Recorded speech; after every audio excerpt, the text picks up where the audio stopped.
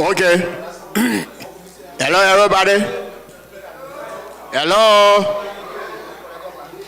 Hello. Bebo Moe. Reverend Cole.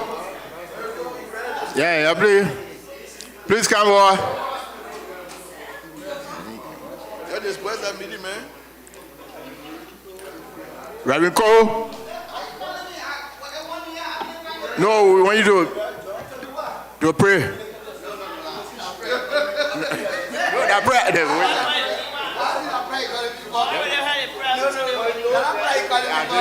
Please sign up when I pray. No, that prayer. Okay, everybody come together. If you are out there, please come. Hello. Hello. Is there anybody out there? Please come. Father, we thank you for lunch break. And as we come to the next session, bless our time together. In Jesus' name. Amen. Thank you, Reverend Cole. You see? Okay. The next section will start with is Mr. Richards here? Where? Huh?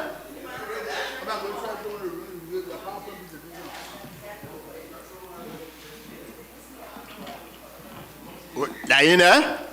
Oh, okay.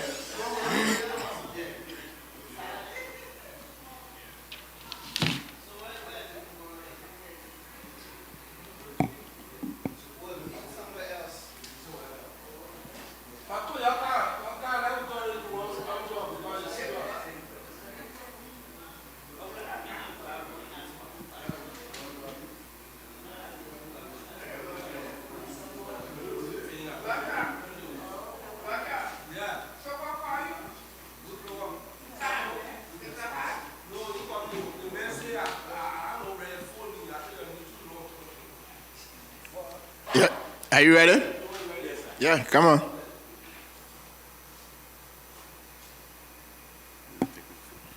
Thank you so much.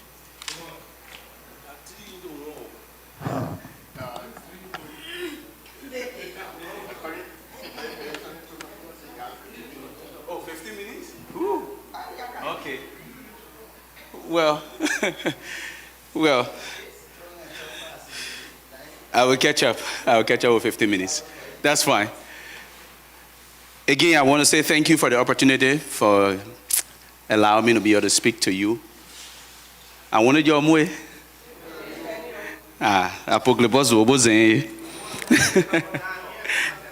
Eh?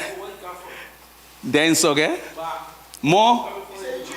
Oh,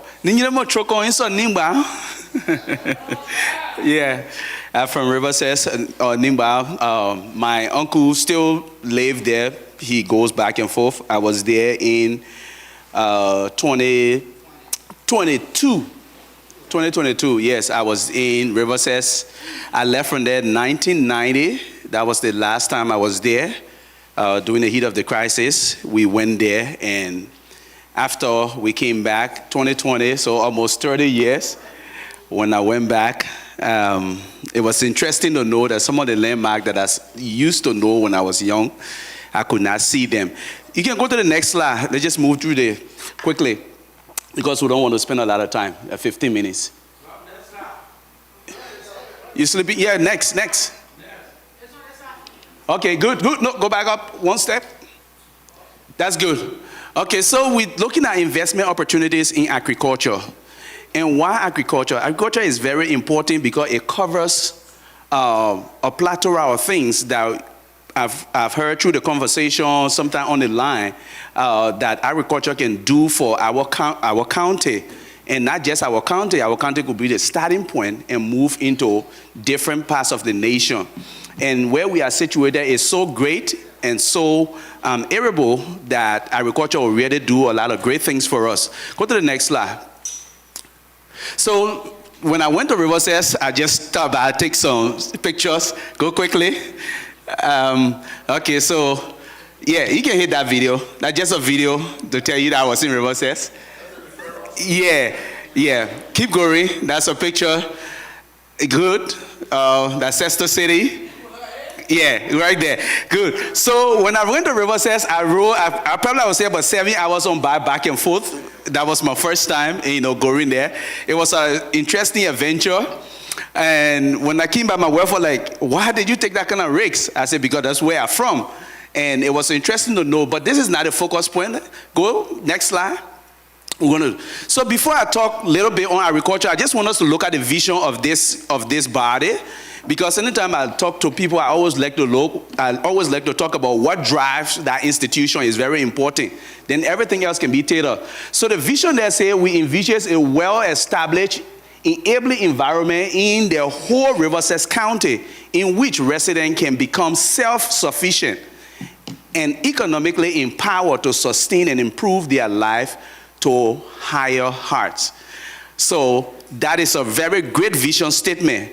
Now, when we take this vision statement and the mission says to assist every community in Riverside with education and development need, training programs, and appropriate technological education through which the community people can become self-reliant. We see the word self-reliant there again, and what means self-sufficient and empowered towards improving their own lives. So we see life improvement being a repetitive things in both the vision and the mission statement. So that's the driving force for this institution.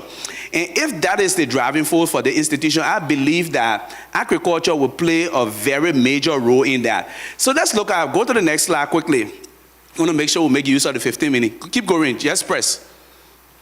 Okay, keep going, keep pressing. So, yeah, just keep going when I tell you to stop. Yeah, go back one step up. Good. So there are several things we can talk about agriculture, but I want to focus on 5 areas quickly. We want to look at crop production, we want to look at livestock and dairy, and we got agro processing, we got agro technology and renewable energy in agriculture. These are things that can easily be achieved in Riverside if we are united, as we state in our theme for this year. And there are a lot of resources here. I had an opportunity about a week ago to attend one of the largest farm fest in the world. The largest gathering of farmers in the world happens right in Minnesota here. And it brings people from all over the globe to come and see agricultural product. And not just agricultural product, but people who building technology for agricultural activity. And even people who have had previous machines that they want to sell to other parts of the world. And this is an opportunity I would, like to extend to this body that come in next year convention. When they're having that, the information will be passed so that people can attend that, because it's very important. If you see the kind of things that is developing in the field of agriculture, you will know that it is very important for us. So let's go quickly. I know it's a very short time, so I gotta be. So, okay, keep going. Just put them there. I will just run through it quickly. So the first thing about crop production, yeah, you can stop right there. We want to look at raw crops. Is Riverside land good for planting corn? Can we plant corn in Riverside? Yes. I know currently we're known for coconut. When I was there, it was one of the things that were predominant there, because I know where we used to go. Now, we got fruits, we got herbs. There are a lot of herbs in the bush that I know when I was much younger, my grandmother used to pick when we were sick and other things. They are there. Those are local stuff that you don't even have to plant, they're already there. And then we got agro forest, where when we design things, to plant crop, we want to make sure that we sustain the environment by planting other things there that will help keep the environment safe. Let's go quickly. 15 minutes, and I got a lot over there, so I don't want to keep a lot of time. So then we look at, stop right there. So we look at livestock and dairy, right? And dairy. So what can we do there? Can we invest into cattle raising? Can we invest into aqua agriculture? In fact, the entire Riverside is surrounded by water. So aqua agriculture will not be something that we can achieve. 2 days ago, my wife and I, we went somewhere, and she came out, she said she wanted to eat seafood. So while we were talking, We went to a place called Captain Craig. We bought Craig, and I was telling her, I said, imagine Minnesota have no ocean. And these people have the place open every day, and not just one location. But they never run out of crab, they never run out of fish, they never run out of anything. How do they go about doing that? It's through aqua agriculture. Can we develop those things in our county? Yeah, it is possible to do so. Let's go to the next point. Then we look at agro-processing. Now, one of the things that agro-processing is going to do for us is that if we do that, it will be very helpful for our community. Liberia, our fruit are seasonal. And so we have rainy season and dry season. And so we have market day where people bring their food to the market. And after that day, all the food get damaged. There's no way to do anything. How can we take the food that after the market day we can transform them into other product that can serve long term, that we can be able to extend our market to global market and even national market? Is very important. So that will help. Let's go to the next point quickly, and then I will just talk. Then we'll look at agrotechnology. Agrotechnology is very important. Now, there is a great thing that is moving. We're looking at vertical farming. Vertical farming has to do with when you don't have enough arable land, what can you do? You can take the house and do farming right here and produce food by building different things. Can we utilize those kind of thing in our county? Yes, we can. We can do it. The power is there. Let's go to the next slide quickly because I want to make sure. Then we're talking about different things. Energy sufficiency is one of the challenges we have in our nation. How can agriculture help us? In fact, the place that Riverside is situated is so important to the point that even if you decide to take solar energy you decide to create solar farm in Riverside, you can supply almost all the other counties that is surrounded by Riverside. Because you have sufficient sun. Even if you decide to do wind energy, you have sufficient wind because of the ocean to do a lot more. So you avoid the issue of running electric generator and other things that you think that will help. And then we're talking about building library, educational system, and all of those things. These things can fill into that. And if you get involved with things that can produce like corn, sugarcane, they can produce biofuel, which can also give energy level for us to be able to utilize in our county. Let's go quickly. 15 minutes. So how can we attract investors? Quickly, just put it up. I will talk about it quickly. So first thing is that we have to have a county and a diaspora-wide conversation. Because when it comes to national development, it's not one person mindset. The conversation have to start from a small group, like what is happening here, and the conversation expand to the other people and keep growing. And the good thing, the honorable is here, so he's the representative. He can expand this conversation there and talk to people and do other things. The second thing is that we want to create a safe environment, because if you will attract investor in your place, one of the things they look for is security and safety. And I think after the civil crisis, Riverside have been one of the safest county. Even with all the things, the political things that went on, where people were killing one another, fighting one another, we did not hear that about Riverside. So that tells us that that place is open for investment opportunity.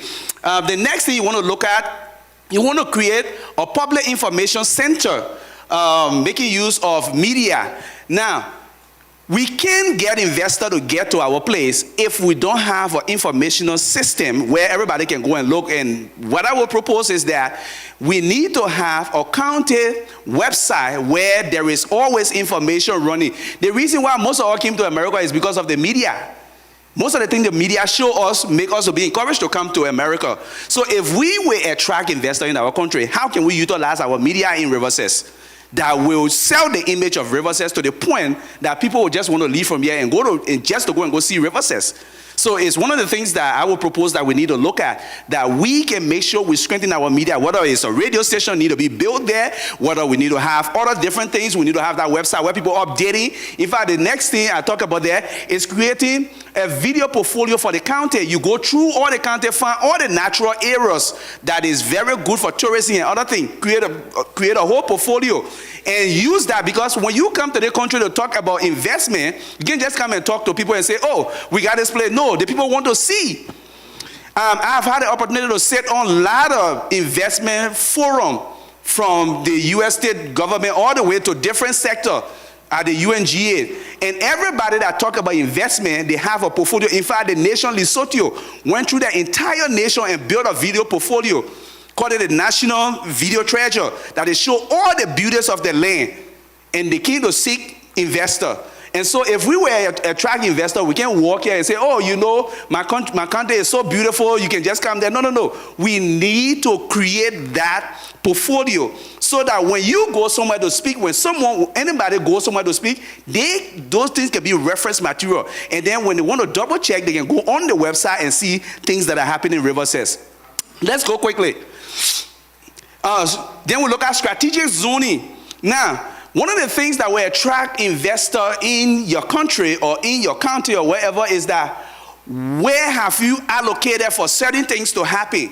And so we need to look at Riverside and say, look, we will look at this segment of Riverside and we're going to allocate X number of land just for agro processing or for this. And you tell investor that if you come and see this place and you want to invest in the place, X, Y, Z can become of you. It's not just coming, oh, I just want you to give me, I just want you to give me. In fact, the world is moving away from just charitable act now to investment act. So that's why most non-for-profit now are not receiving funding like before. Because if they give you money, the man is thinking, what is in it for me? So we have to be thinking from that mentality of just thinking that I will show up here or I will just come and beg people and they'll give me. No, it's not going to happen like that. If they'll give you something, it will not even be much to do what you have to do. So let's go to the next point. One of the go next slide. So there was one thing that was left out. Hold it 1 second. Hold it 1 second. So one of the things that was left out there is to incentivize investor. That has to do with when you create those zoning. You tell them that if you can do this thing here, you have this happen. If you can do this thing here, you have this happen. Sorry, I don't want to be political, but I attended the Liberian Business Forum in Texas the other time, and our presentation for investment was not the best. It could not even make anybody to be excited because we're just talking about, oh, we can do business as usual. That's not investment opportunity. You're not telling people what you can do or what can you provide for them so that they can be able to say, I'm willing to take the risks to go into your nation or into your county to do whatever they need to do. Go quickly. So, what are some of the benefits? One, it will create jobs, good jobs in your county. The next thing, it will provide food and energy self-sufficiency. That's what we want to be. The next thing, it will create emerging market. So your market will not only be in Liberia, you will expand. There's a flower we used to play with. It's kind of rare with some little thread in there. They call it the Habakkuk flowers. That flower is very, good. That's the name for it. That flower is really dear in this nation. And we just play with it in the place. I didn't know about it until I started doing labor for company. And I saw people selling them in millions. We could establish a farm for that and start producing that and start sending it out. So those are all opportunities. Now, what else it will do? When you start having emerging market, you will grow your population. Now, it's interesting how people think population growth is a problem. Population growth is one of the great advantages to market or marketing. This country has about 400 million people. If someone came up with their name tag and they promoted it, and everybody saw it on advertisement, and 1 million persons say, I'm going to buy this thing for $1. That's how much million right there. That's how Nigerian market got big now. All these powerful nations because of population, but because what do? They create a conducive atmosphere where people can go and invest and attract that. So you have the next thing, you have global trade opportunity. Now you will not only be trading, selling your product in Liberia, but then you can start looking for places across the globe that those products can go. The next thing, you can create a valuable health sector from that because all of the things that you do will serve the purpose. I know my time is already up. The last thing, your land begin to appreciate. Right now, while it is true we have all the beautiful natural vegetation in Liberia, our land has no value because it's not producing something that people will appreciate the land. But when you start producing things that will appreciate, that people can get a substance out of the land has value. The next thing we look at carbon credit. Now, sustainable development is one of the things that is prominent now in the world. And every nation, every area has a carbon credit that is given to them. Right now, we're not producing anything to spend our carbon credit because we don't have industry in our county. But your carbon credit can be something that you can sell to company, because they can come and build company factories in your place, and you can utilize that credit also for developmental purpose. And the last thing, I don't know about Liberia tax law, but also thank God the representative is here, so that could be one of his fight as he sit in the capital there. How can you help to incentivize people who want to get into agriculture? What tax credit can you give them? That's why you see Minnesota is strong, because the people who do farming here, they got a lot of benefit, not just from the government in monetary value, but also in tax benefit. And so as as you people have the opportunity to sit in the capital there, those are things we will hope that you people will take, very seriously to fight, to be able to. So the next slide, I think that should be my end of my presentation. Very fast. I had to cut it short. But that's what I have to present. Thank you. Any question? That made me talking so fast. No, I'm okay. Yeah, you can just grab some of my, because I'm recording, that's the section here, I've been recording it, so you gotta use a microphone. So what I want to say that everything you said here, they are beautiful. The only thing is, where do we begin from? What your recommendation? I say, this should be our starting point. Part 2, if we build our website that will promote Riverside, you got to be inside, because you already have the thought, and we can't ask any other person to be a part of that but you, because you have been promoting that and been saying it. We need to sell ourselves in such a way that people will say, I want to go to that place to see it. Even the waterfall, the intersection, the junction, all those places, you can make use of it to sell Riverside.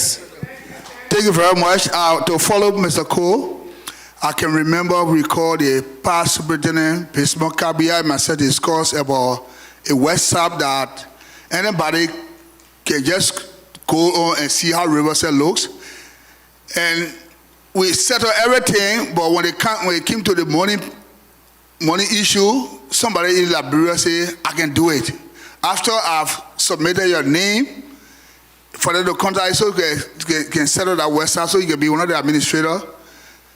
They say, somebody say, I can do it here, and they could not do it. So the question I want to ask you, if Riverside was as a representative here, they got a lot of money in the budget, they should be discussing the kind of development fund, but they don't have, they're thinking may not be in that direction, but thank God he's here. You think what could be the cost for to open our website? Because as you say, anybody in Cocoa River says that individually, we don't see about the health sector, nothing is reading, the education sector, this thing he talked about, but when they are placed on the website, people can go there and say, oh, this school needs a one, this school here needs a condition, this place. So you think what would be the cost to do that project? Okay. Any other questions, so I can just combine all together? Yeah, I got a question right here. Okay, go ahead. So, listening to your presentation is very wonderful. Yeah, but just short. My own question is, and I also asked the representative too, just in case when he come out for the next session. Yeah. So right now, I had 100+ acre farm land in Riverside, who of course I've already started cultivating already. Okay. Right now, I got over 2,000 pineapple on that farm. Yeah. I've in the process of planting 3,000 cocoa, and I got 1,350 planting right now. I'm already in the process of bearing. Yeah. And next year, hopefully, I'll be starting a 3,000 project palm. So now, you think with all of this in mind, what can I do to expand my farm, or what can I do to attract investors to help me with that project? Good. Okay. We'll answer that. Easy. Okay, make your comment and I will just answer and then give the. And my comment, I will be answering to Pastor, my opinion on the question Pastor Cole asked, what can we do? It's interesting that he asked that question, because when we came here and I was listening to some of the deliberation, what came to my mind? We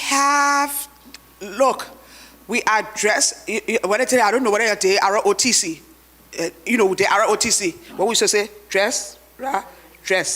It meaning that we are growing down more in our children. What I know for us as Liberians, where our forefather, our grandfather there, the children were considered as part of their property, but not something for advancement to say, my child got to be this and what have you. And then if a son and a father were running to be maybe, let's say, a congressman, that father got time for that son there, he would neck to neck with his son to say, okay, my time is over. We don't know when our time is over in Africa. Liberia, for like when I'm talking, I say I let us start with my own country because I can talk it to the letter. I don't talk about the other African country. I know it from the book, but my country, Liberia, I know it from first hand, and I know it from the book. So, in this convention, as we go in here, we see things that are happy. We need, when we say unity, this time it's not unity by mouth. It should be unity that we really mean it. We have to give our young people the chance to do. I don't know about you. When we're coming up, I got to learn computer after I got it from college. Fortunate for me, when I work with RTC as one of the vice president there, before they sent me to school to go learn computer. I didn't know nothing about computer. They tell me, click. I used to say, I'm going to learn no tell me, I will have secretary. In God's grace, happy. But our children, they're babies in this place here. No children know about computer. My baby, and what I can say now, he just got me through the phone.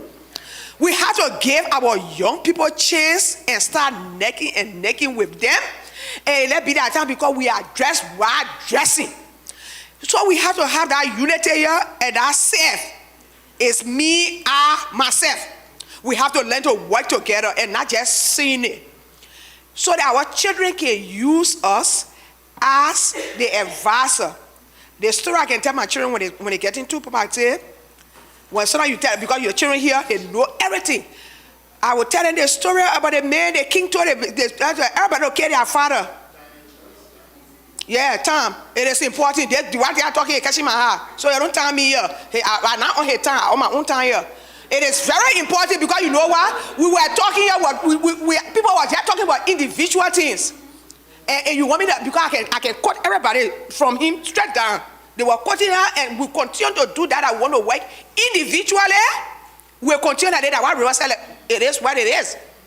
You have not killed your father because that boy that didn't kill his father. When the king wanted to say they should build a house without a foundation, he went in the bush and he told his father.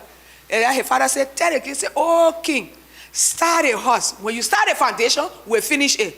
But we don't, our children, we want to, so like what Pastor Cole asked, how can we do? Our children know these things. We got to learn to work with them. We have to give them an opportunity. And our time passing, we don't want to just say,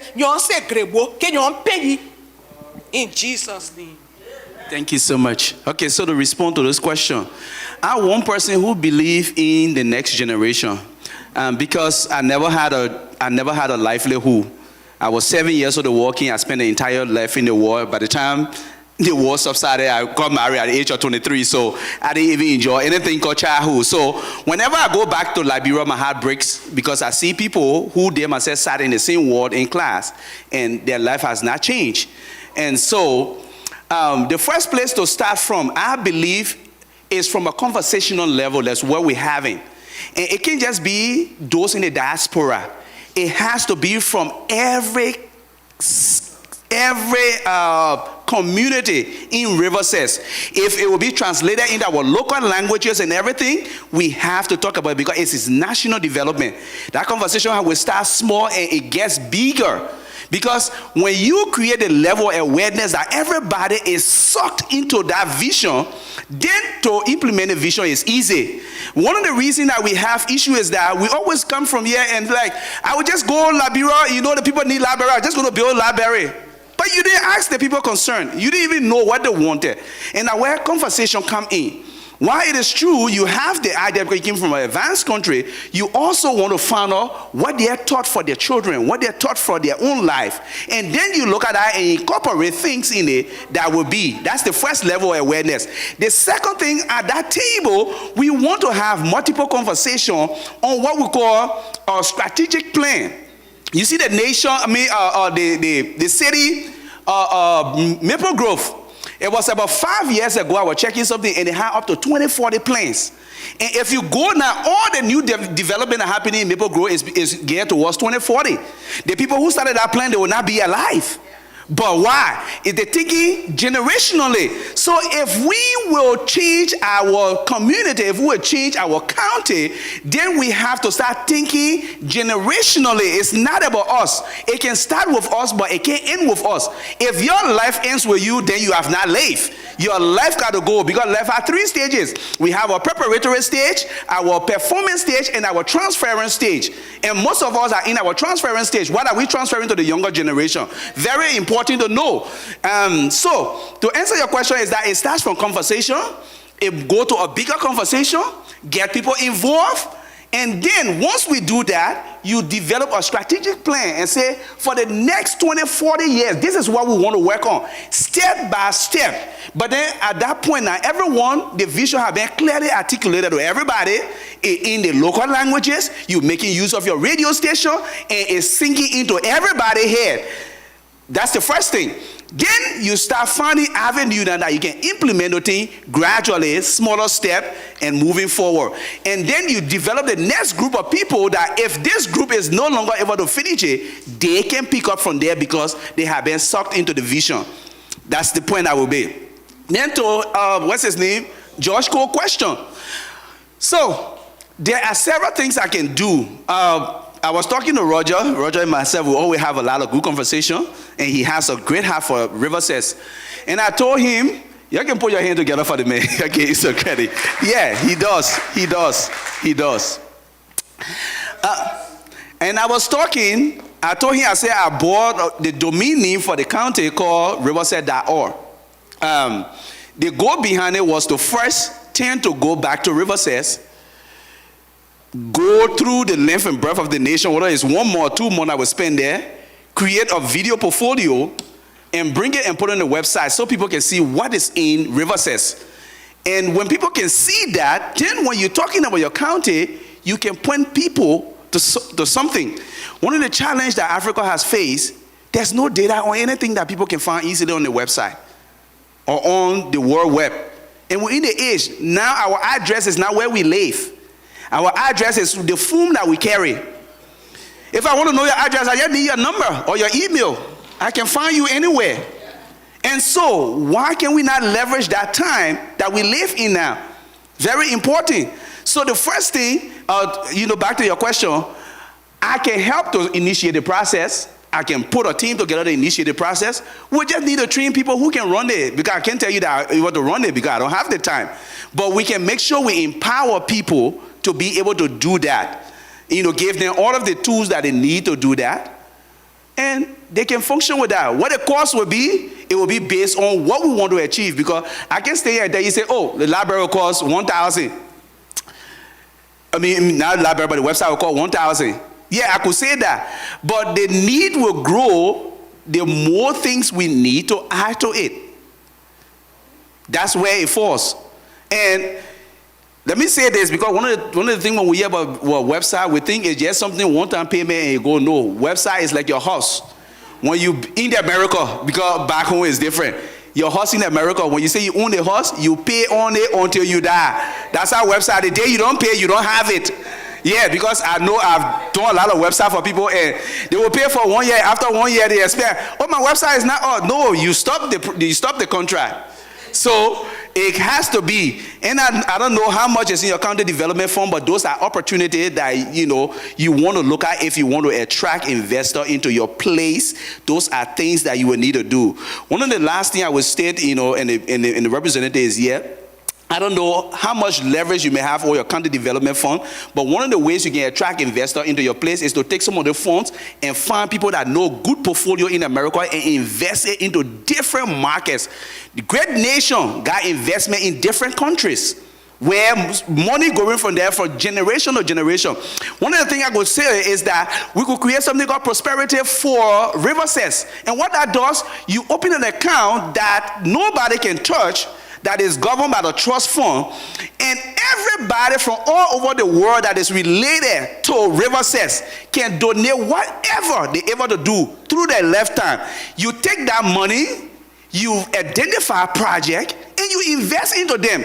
And the project you're going to invest into, they are not free project because we used to free things. Though left for road, if you invest in a road, you got toll on that road that every time someone will use that road, subsidy goes from that money back to everybody who invested into that fund. That's how you recreate wealth. That's how you create generational wealth. That's how you keep things running.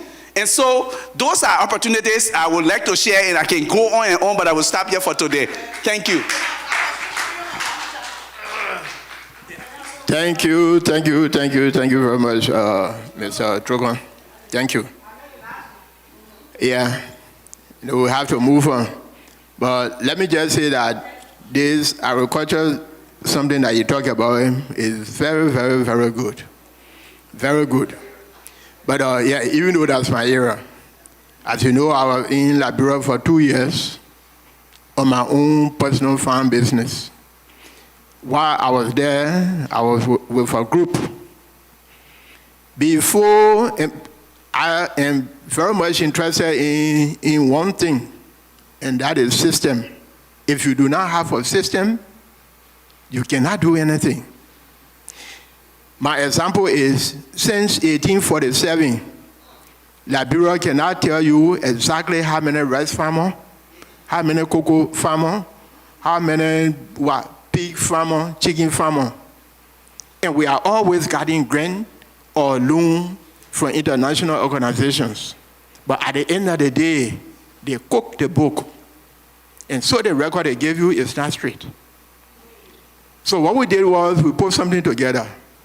It's called the Liberia Food Production Program.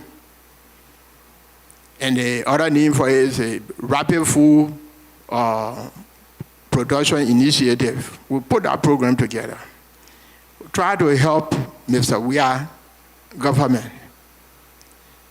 We needed only $35,000 to produce it because they saw the document and they said their own PAPD program, and we just extracted out something and did the agricultural part about it, where we are going to be producing food on a commercial basis in Liberia. We have determined that if you don't have at least 5 acres of land, you will not make profit. If you're in the animal business, if you don't have at least 25 of them, you're not making profit. So we want the farmers to make profit. It's not something like, and the way we designed it, it was commercial farming. It's not classes and whole again. We're talking about tractors, irrigation, marketing and all of that. Now you need groups. We needed to bring in the private sector. We need Liberians to be in there. We cannot abscond everything to the foreigners. So those who got some money, who are in this heavy machine or yellow machine business and thing, they will be put together as a cooperative or something in different regions of the country, and they will do the clearing and all of those kind of stuff. You as a farmer, the only thing we wanted from you, and we did an example of it because the government asked whether we could do it. We said, yeah. We went to Lofa County and Paranima County. We decided that we were going to collect data and register farmers and in those areas and digitize it on Google. You can be anywhere in the world. You can be anywhere in the world and Google it, and you will know that Didwa Joshua is running or piggery in Marshall. Everything will be there. If you don't have that information, you will not have investors. People want to know what you are doing and where, what's the capacity and all of that. So that document has been somehow passed over to the Barker administration. I just heard that they tried to work on something and they came up with some program, the other day, agricultural program, and I heard small A in there. So if they work on it, then we are on a good footing. But what Trogon said, we can still do it, but we need to collect data. And to collect the data, how to do it and all of that, I think I can live with you, and then what I already have and all of that, we can work something out. But there is something in the pipeline, but you need a political willpower to push it. And so since the representative is here, yeah, some of those documents, and then, I've been very stingy because I don't like to share idea with people and you just take and put in your pocket and so I don't just share my document in that with people. If it will not be worked on, then I don't share it. So I keep it, but so we can go ahead. Thank you.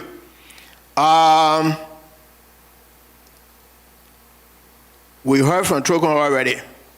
Now, the next thing is for us to start the general discussion on the development of river sets.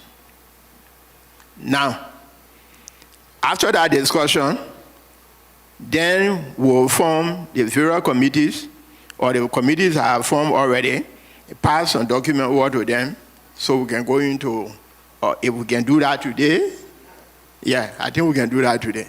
You see, because I want for us to do as much as possible so that tomorrow we'll not have long, we will not have long to stay here. Okay, so, we all listen to the representative here for about an hour plus. And these are some of the things that some of us have been thinking about.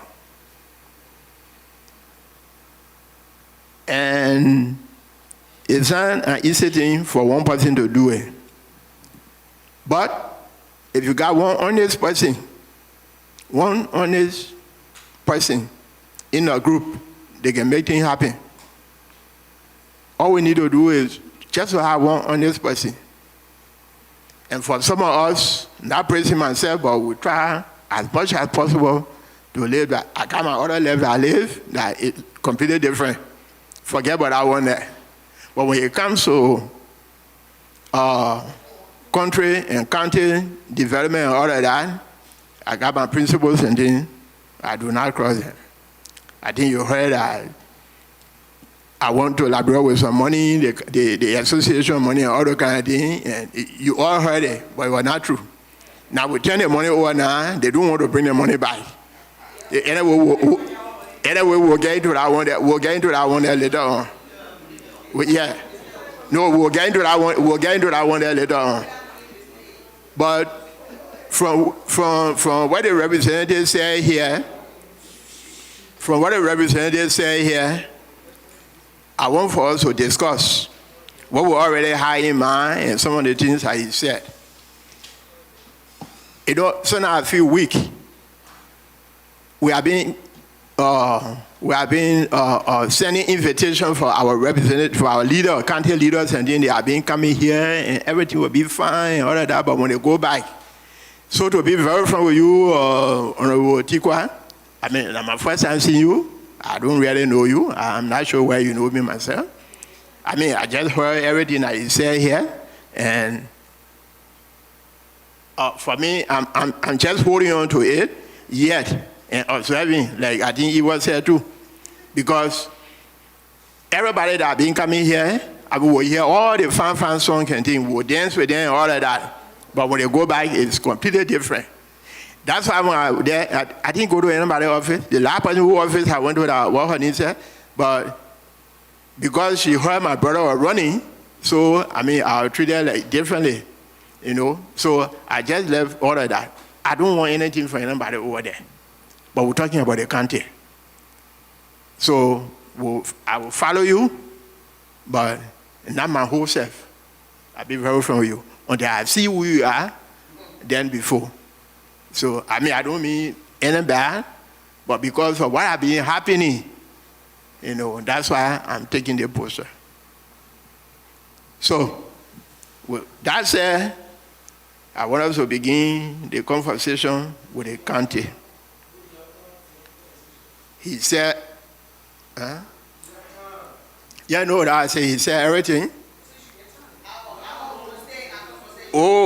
The time. Okay, here it says general discussion. Yeah, I think it said 15 minutes. Yeah, 15 minutes. So 15 minutes, then the flow, yeah? Before you started the 15 minutes, I just want the representative to tell us how they do their meeting to discuss the content area, because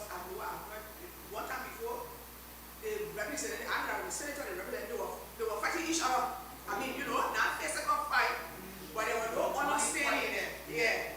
Now, so what I want to know, if anybody want to join me in that, Mr. Representative, do you people, you know, gather, like you said, I just asked me representative of high said too.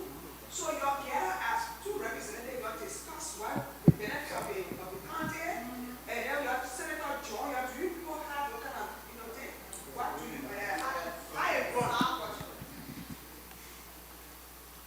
All right, let me tell you how our government system runs. We have the first branch of government that has to do with the national legislature, and then we have the judiciary, and then we have the executive. Now, the House of Representatives prepares the budget. The executive does the expenditure. So, if we, for example, say we're going to do a school, and the school going to cost about $150,000, we don't spend the money. The executive collect the money and spend the money.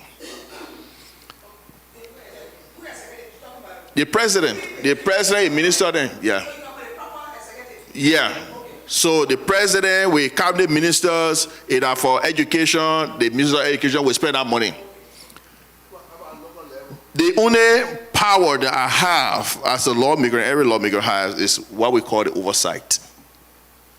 So when we put in a budget $150,000 to build a school, example in Nimba, and that school is not realized, that oversight I have can summon the minister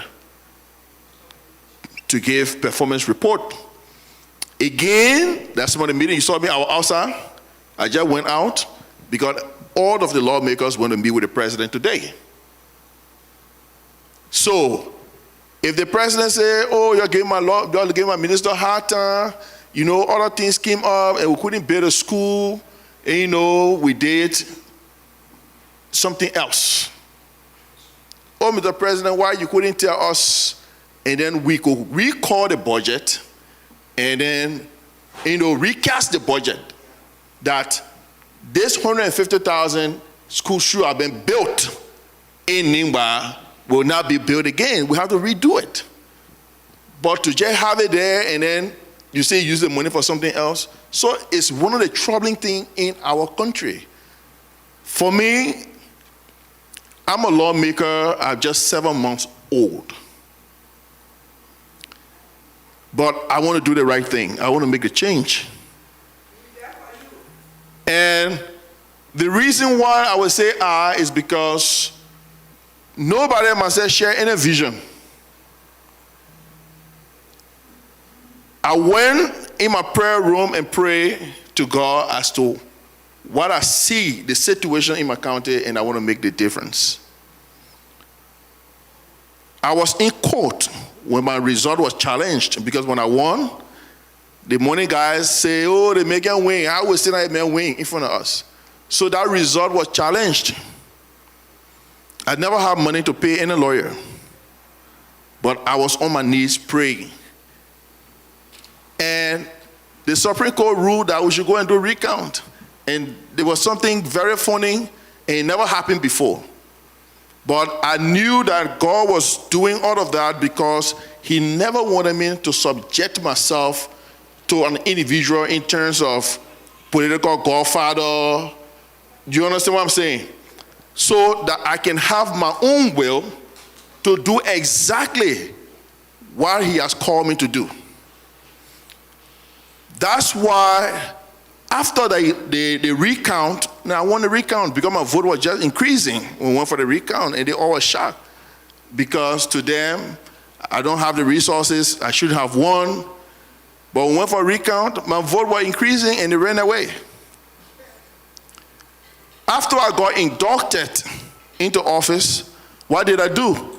I went to GT Bank and I have the records. I went to GT Bank and took a loan. That money was the money that I used. Part of that money went to the road for guys in town. It's a complete new road.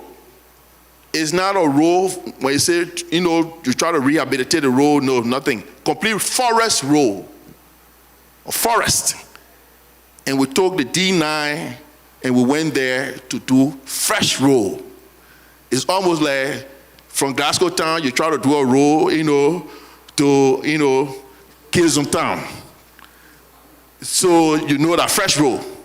So it will cost you more money. So that road cost me more money.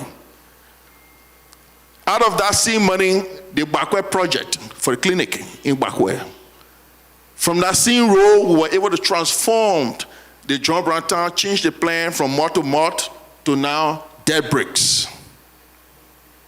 And so on. The farm, the rest farm, far farms to feed our people. And so all of these things that we are doing, the county development fund is not one person's decision. It's the executive to spend that money. And especially the new law that we have now that has to do with the new government, Local Government Act, it takes away all of the power from the lawmaker and gave it to the Internal Affairs Ministry. Right now they have been doing their developmental plan and with no invitation extended to me or any other lawmaker in the county. Because the law says that at the will of the superintendent, he will decide whether he should invite the lawmaker into the meeting or not. And so all of the meetings, development meetings that they are having, they don't invite the lawmakers because nobody wants the lawmakers to chastise them. Yes. So the county development funds, in fact, we are still in the formulations of the local government. It's not yet intact. The Baron got elected or appointed by the president. The other officials like the fiscal, the administrative assistants, and other kind. The result was, the appointment was challenged, and I fought with them to get them, confirmed. They are not confirmed. We have not had any county development meeting yet. So our local government, the formulation is still ongoing, and so after here, we will see how it goes. But I want person who is advising them, anything you want to do, you have to do it because we come to recast the budget, and after recasting the budget, we are going again for the national budget by October, because right now we are on recess, and we will be returning under the laws by October 18. So anything now, if the president says we need to recast, if the president calls us back, meaning I'll have to leave our break to go and work, but our normal break to return is October 18 for us to continue the work. And the moment we return, finance ministry now have to bring the budget, national budget, and start looking at the performances and start working on that budget, and we'll have to do that work for 2 months. Yeah.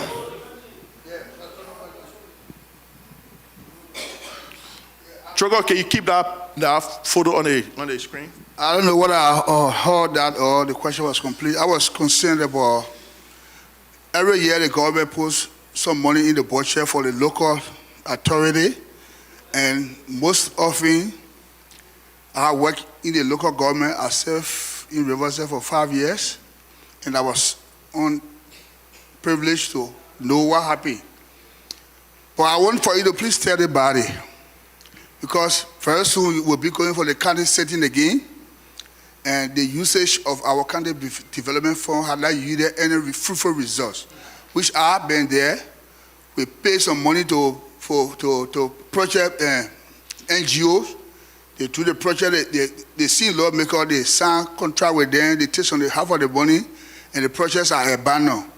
The 50-bedroom guest hall, all of our money have been going there. It are not completed. The superintendent guest hall, money are going there. The superintendent resident and the president guest home, money have been going there. Every county development fund, the district commissioner offices, they have been putting money there throughout. And secondly, the lawmakers, they always use their influence, as Trogon said, they do not go down to the people to ask them, what do you people want? but they use their influence and tell the locals that will attend the convention, look, when you go to the convention, tell them you want handphone here. You go to the convention, you say you want motorbike. And the people follow them. And they will put projects where they are not needed. So, what, as a lawmaker, do you intend coming newly into this thing that those items will not be repeated? Another question. I'm in education. I went in Riverside. I was in the student office when I saw the need for sexual health. They about to relegate sexual health to junior high. I told the superintendent, I'm leaving your office. I'm going to teach at sexual health because they didn't have any college graduate. So I volunteered myself and I started working there. Now, right now, if you look at statistically about the school system in Riverside, all of our high school graduates are migrating to Buchanan. Right now, every time they ask me for the school fee. Yomri Kanka came here, we met with her. What can we do? Because one of the things that causing the depopulation of our country is the migration of our young people to Monrovia and Buchanan to follow their education. I remember Fezepe drafted a budget for a community college. It left the lower hub, it went to the upper house. He had been there since 2013 or 14. Yomri Kanka told, you have your reference. Yomri Kanka told that if your lawmakers are united and they just come to us, the GBCC family, we can have an extension of the GBCC college to Riverside where the teachers, they transport them, but the college will pay them, they transport them there, so that you can have at least few colleges, the teacher college, the nursing college, the agriculture, to be doing it in the meantime while you don't have a community college yet. What do you plan as you're going back? That while we're waiting for this community college, because they say Riverside does not have fast high school, what do you plan to put in our budget so that you can make that connection with the GBCC to carry our students back when they have an extension there? Because all the children, every year, you drive more than 200 students from Riverside, they move to Buchanan, Monrovia. Every year, they move to Buchanan and say, our country depopulated, our country depopulated. So thank you very much. Thank you, Brother Cole. So, I have huge responsibility. And that's why I'm taking charge of those responsibilities. When you call back home and call the CEO, he will tell you that I'm torn in his flesh. When you call the county, they will tell you that Tikwa is waiting to pay our children school fees, but the condition there is that they must come back in the county. I'm doing these things because I want the student populace to be huge. We don't need an annex of GBCC. They're just simple. When we have the student populace in our county, we already have the bill, and we can pass that bill to create the Riverside County Community College. We can do that. But do we have the students? Do we have the facilities in terms of infrastructure for the professors? So these are things that we need to look at collectively. Now, my campaign that I've been running now, I'm telling our people that we should spend all of our county development funds in Sexto City. And then all up with, And the same thing you raise, it's the same thing I've been raising, because I'm not going to repeat anyone's mistake. I didn't get this job by mistake. I got it because the people, the same way you are querying me here, this is how the people query with me. And they said, Tikwa, tell us, will you be able to do X, Y, and Z? Because we are tired. And some of us now, we want to change because our people, our brothers that we depend on, they have failed us and we have nowhere to turn. You are from different tribe, and nobody have been in this position before, and we're going to try you. I said, you go ahead. I'm not going to fail you. And that's why I make my election tough. Because I was fighting it from all levels. In terms of my tribe, I'm a crewman, I should not be. There is one attack. Other people politics that when I win, I will take the land and get the land over to Sino. And that was the political statement they were making. Someone else said, I'm BM. Someone else said, I will be playboy. But today, I'm Riverside's hero because of the testimonies the citizens are giving to anybody that goes there. Tikwa is doing well for us. One of my programs I'm running in the House of Representatives, every recall they pay us. For example, every month government pay me, but the way I own breakdown, if the president say, oh, you need to come back to work on this bill, you have to pay me double. And one person said that double money, it goes to development. My office staffers and I, all of our money. So since I got elected, we have had one recall, and all of that money went to zinc, the purchasing of zinc. Because I said, in my 6 years, I don't want thatched houses in my district.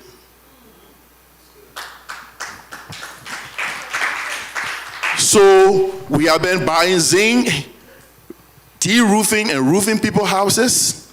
Some of them, we told them, build a house. When it's time for roofing, we will get you the zinc, and that's what we have been doing. So my programs in the district is huge.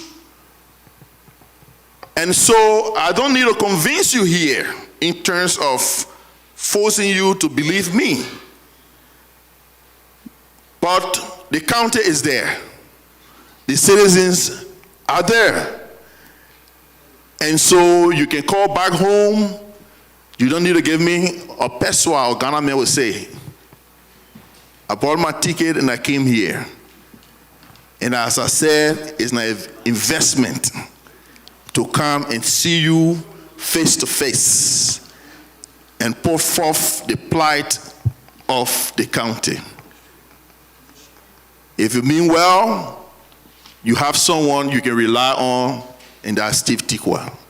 Because I stand for the truth, and I stand that the right thing should be done. Sister City is still defecating on the beach. On this trip, I left cement behind for no more bricks to start building public toilets in Sister City. So, yeah. Yeah, Honorable Tikwa, I know you may not know me personally, but you myself, at Yellow Junction, I've been lived there so many years. Okay. I'm not where I get to know you from. But my question I want to ask is that what dragged the development of Riverside? We saw that, legendary caucus of Riverside's candidate without Baron Zawe, Francis Pay, when they got Chief of Smith, and that of Lieutenant Shah. Those people couldn't see eye to eye. And that's held up back in so many areas of our country. And now we're perceiving that the same thing is happening between Bill Twawe, Eddie Joe Grant, and that Chief of Smith again. So you being a secretary of the caucus, what are you doing to address the problem that I held about for so long? Thank you very much. When the caucus issue have not gone public, it's because of me. I am the ace of the caucus. And like I said, I should be the better one, because everybody on our caucus went against me. When I was announced as the winner and I was in court, they all were fighting that the case go against me, that I lose the elections. But I'm the one that keep the caucus stable, and I will say that to you.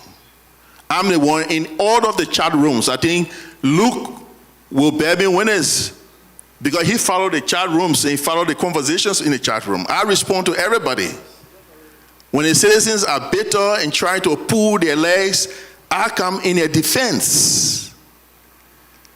Because I believe in unity. I believe in togetherness. Bill Twawe did not give me 1 cent and I did not offend him. But because I wanted this county to progress, I went and knelt to his feet for the sake of the county. You fought me, I got elected. You don't got no control over me. You understand? I win, I win. I don't need to kneel down to anybody's feet. But I did that for the sake of the county. And that's why everybody asking now, everybody there that is seeing House of Parliament. In fact, when I started, some of them say, oh, that thing Atiku doing, he didn't take seat yet. The moment he entered that place, the same thing I control, other people will control him. And then I got inducted. And I started carrying on development everywhere. And I decentralized. I'm the only lawmaker that have 3 offices. I have 1 in Sesto, I have 1 in Yapatan, and I get 1 in RTR. Government said I should employ 16, I employ 60. I'm not here to blow my own horns, but I'm here to tell you the fact. And thank God, Trocon is recording this conference. And the word now is a global village, and so you can call back home. You have family members, you have friends, and let them tell you, since the 2023 elections, what our lawmakers are doing, what can they point to? I'm serious about the educational system.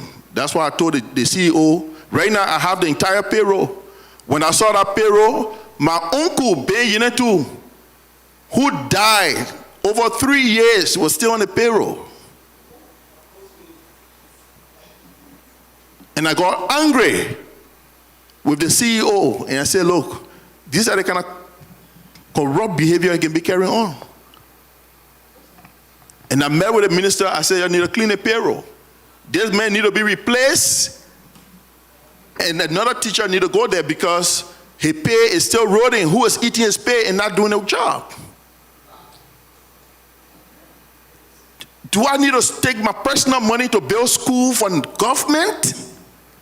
You think who I'm doing it for? I'm doing it for our people.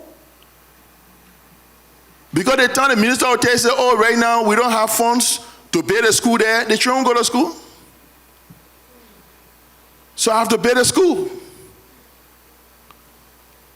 There are other places, no school. Wayanga Town, no school. Children from Wayanga Town will leave from there and walk and go way to how they call it. Someone will walk and go to Smart Town. Someone will walk and go to Bedia Town. And when the water is filled, they don't go to school. That 1 week, they'll miss lesson. So they will start well, and then they don't end the year. Now, the CEO just did let's say the statistics about students that drop out of school. Now it's the new conversation now in the chat room. And look. So, these are things that are ongoing and we need to handle it. And you in the diaspora, you have influence to change a lot of things back home. You need to do that. The reason why, the common saying in Riverside County is that they don't elect lawmakers 2 times. And the citizens are saying, no, we can elect lawmakers 2 times. But you have to do something, that will satisfy us to re-elect you. Right now in the county, my entire district, District 2, everybody's saying they want to make me senator. I said, no. Imagine I just got elected. We have 5 years to go and some months. But everybody now say, look, what you have started, we regret why we did not consider you to be the senator in 2020. Because we can see clearly the vision that you have for this place. Living from here on my own, I have lots of scholarship to give because it's just $1,000 Liberian dollars. is just $3,000 for junior high to senior high. So I'm here to encourage you to get involved. To get involved. Thank you for Trocon for your presentation. And these are things that we have, we have the mind to do it. But we have to start from somewhere, like we normally say, dry or sweet. But why you be eating before you dry the dog?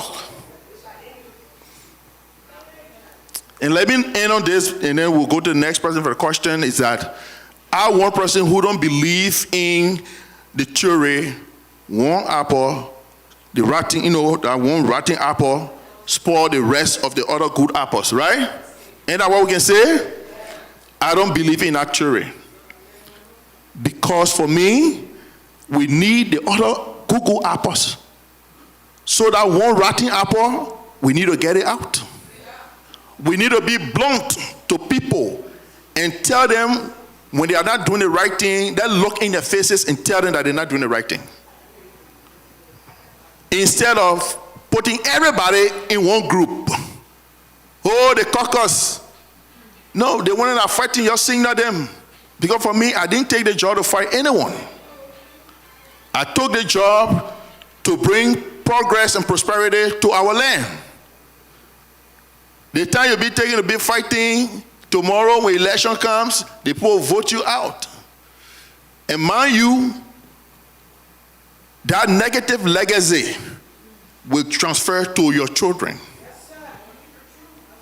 The Pillar of Fire mission was built by my grandparents. My great-great-grand.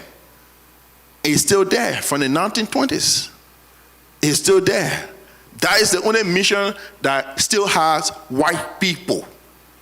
Why are they working with us? It's because of trust. White men will not work with you when they don't trust you. When everything you do is about your greed. No, I was not brought up that way. I look young, I'm very young. Yeah, you will look me like, oh, the guy would be wasteful and blah, blah, blah, but I'm completely the opposite of what people think, because one thing they were running campaign against me in the district, that I'm a BM. Tikwa, that BM. That BM. You even go on Facebook now, you will see people posting there, a 419 mayor, BM. And they say it's important in their faces. The mayor said, a BM, let the mayor. See what the mayor doing, the BM y'all talking about. See what the mayor doing. Your other people in your Beyonce, they're not BM. What are they doing? They got nothing to point to. And there were the people said, now we believe that the rejected stone is the cornerstone. And that's what the people say. And for me, I'm committed to working with our people to do the right thing. Next question.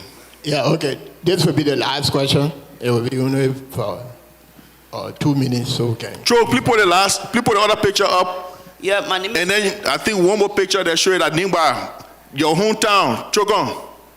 Show that picture, fine, show that picture. I was passing when 2 old ladies saw me and told me, said, Tikwa, can't see the water we drink. And when I saw that water in that bucket, it was not easy. Immediately, it was so good, it was in a jar. Then I erected that. So, I did it. Right in Nimba. So, I don't need to, tell you to believe me. No. You want to help your people, they're your people. If you don't help them, I will still do what I can do. Because that's what I signed up for. Go ahead. Yeah, my name is Wilhelmina Vincent. With regards to the bathroom situation in Riverses, I was wondering what can the people use, like cut sticks and stuff and build something to use instead of going in the forest. Other people have to educate them about that. The first thing is that our people, for centuries, this is how they were brought up, by defecating in the butchers. And so to build a latrine, there's a group that started building latrine, Face Africa. All right? But what Face, because of the budget, they couldn't bring the toilet close to the people. So you only find maybe 1 or 2 houses benefiting from the toilet because it's closer to their houses. But the other people there, in the night, you can walk from way over there, or even in the day, you just, as usual, you just, just park behind the kitchen or behind the outside bathroom, and you're there. So we need to build the toilet and then make it more encouraging. And that's what I'm doing. Like the one I'm building now, I'm going to put in the reservoir, and they're going to have flush toilet. They're not going to throw water there. Yeah, I'm going to use the solar pump and the solar, panel with a battery, and pump the water in the reservoir, and they're going to have that. That's what I want to do. And that's what I'm working towards. Yeah. Okay, thank you. Just one last.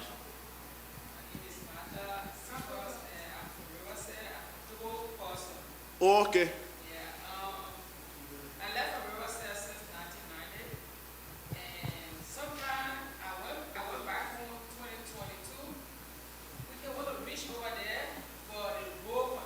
Mm-hmm.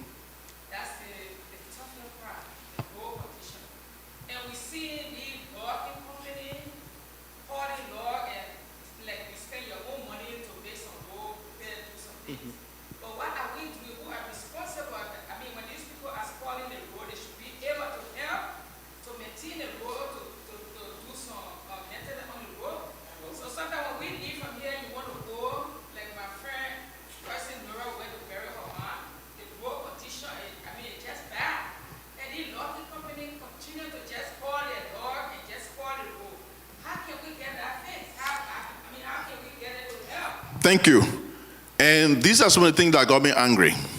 And I'm working on it too, so that those mistakes our people made, other people that have the chance now of, having companies within their communities, affected communities, that they will now take advantage of the company in a more beneficial way than to just, do things in business as usual.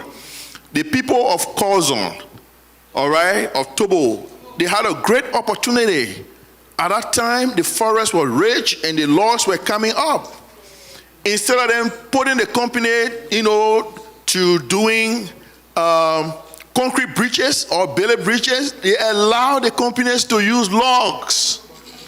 So over the years, those logs got rotten and the whole thing broke down. Now, you see the aftermath. For car to go to Gauro, you need serious money. You need nothing less than 300,000 to build bridges on that road. You need over 4 bridges on that road. Oh yeah. Because to get to Brunswick town, how do you get to Brunswick town? How do you get to Brunswick town?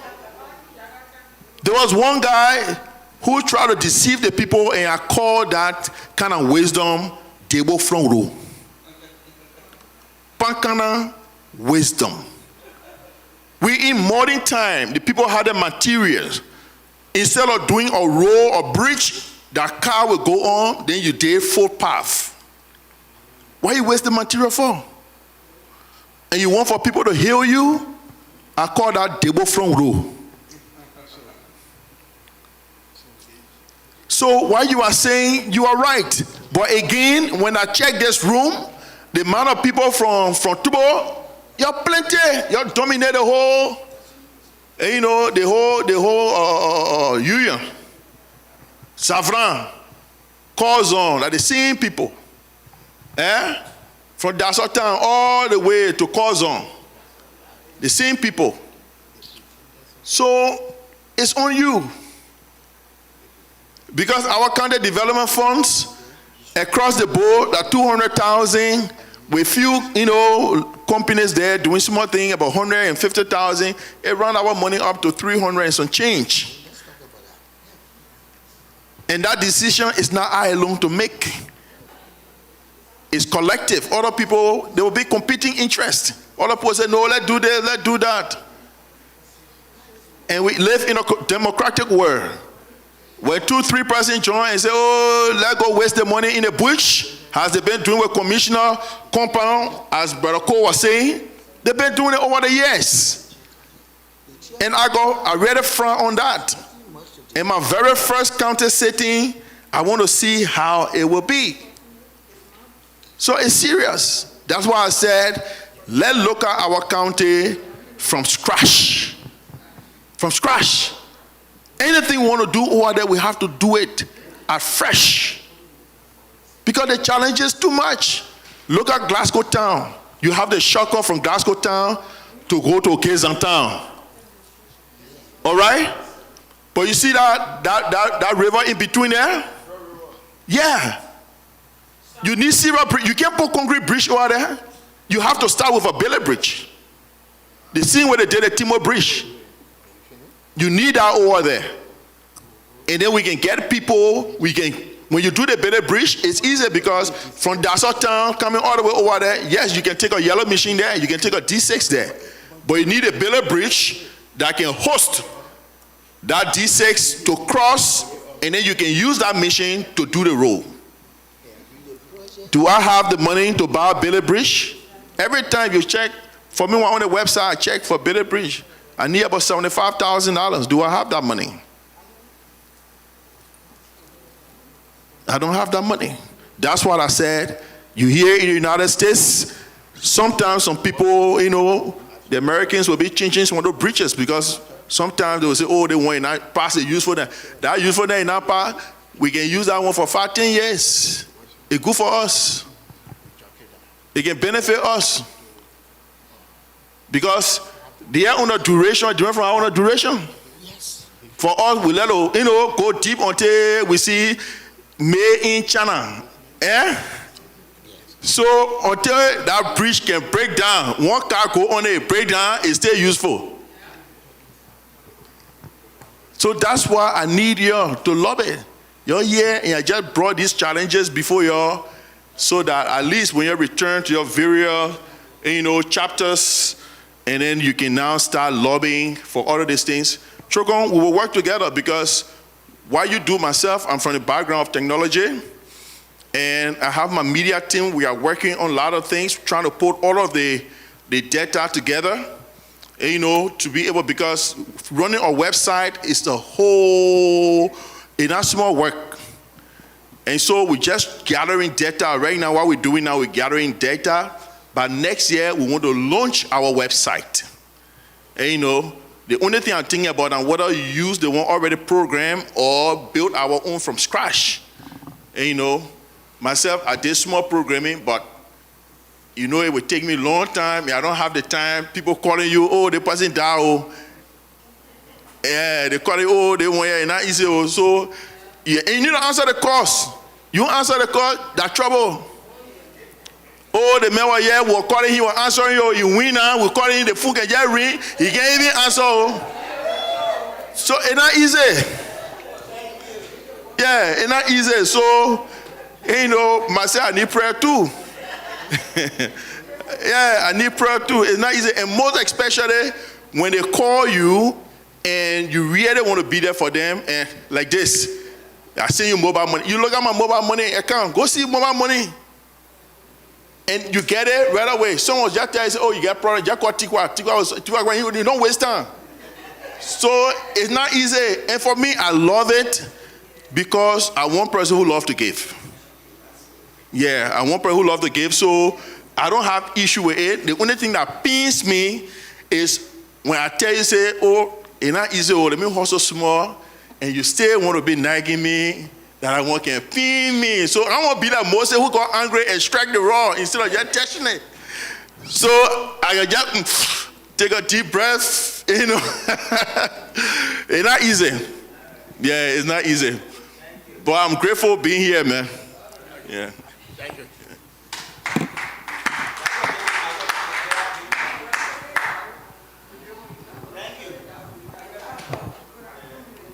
Thank you very much. Okay. Instead of breaking down into a committee, what we will do, we'll discuss everything here item by item and just pass on it, and then we'll move. So, the first one we will touch here will be, no, it will not be longer. Because when you go to a committee, when they finish with it, then they gotta bring it, then the body gotta go over here again. Yeah, so let's just go ahead with it. So, in the executive director's report and the board chair report, they propose a short-term and long-term project. And the short-term project they are talking about is the chair program. I think you said, what, 300 chairs? Yeah? Yeah, about 300 chairs, for the short term. And the long-term project, I didn't really get that, but... yeah. The community center, yeah. We're not ready for no long term because we are not discussed it yet. We'll deal with the short term. When the time reaches, the board will come up. Wow. Yeah. The executive report doesn't mean that we have, it was not, please, let us stay right here for the short term that we all agree with. When we get long term, we'll go to it. We're talking about unity.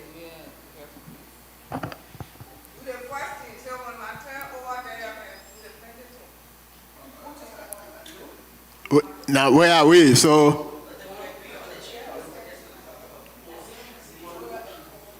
let me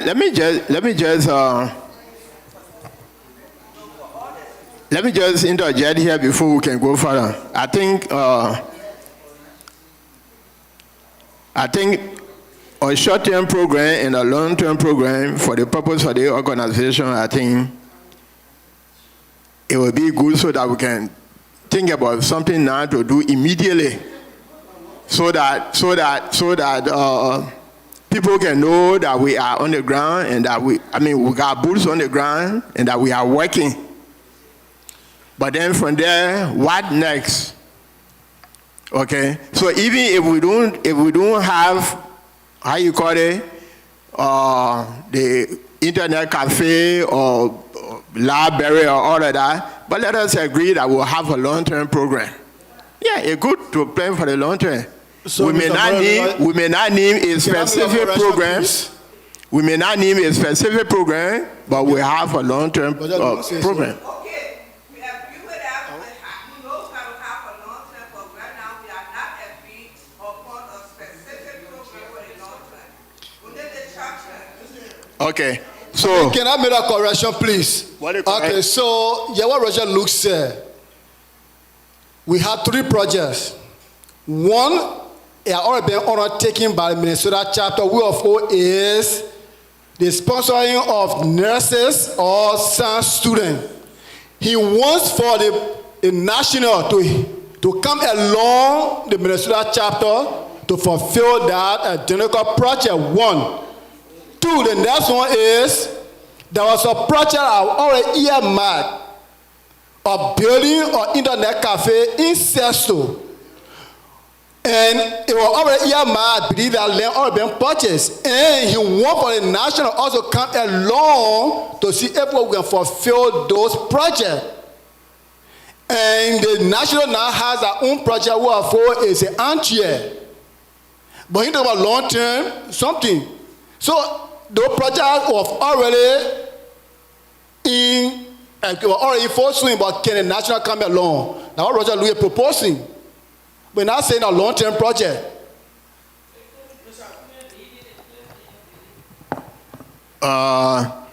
Okay.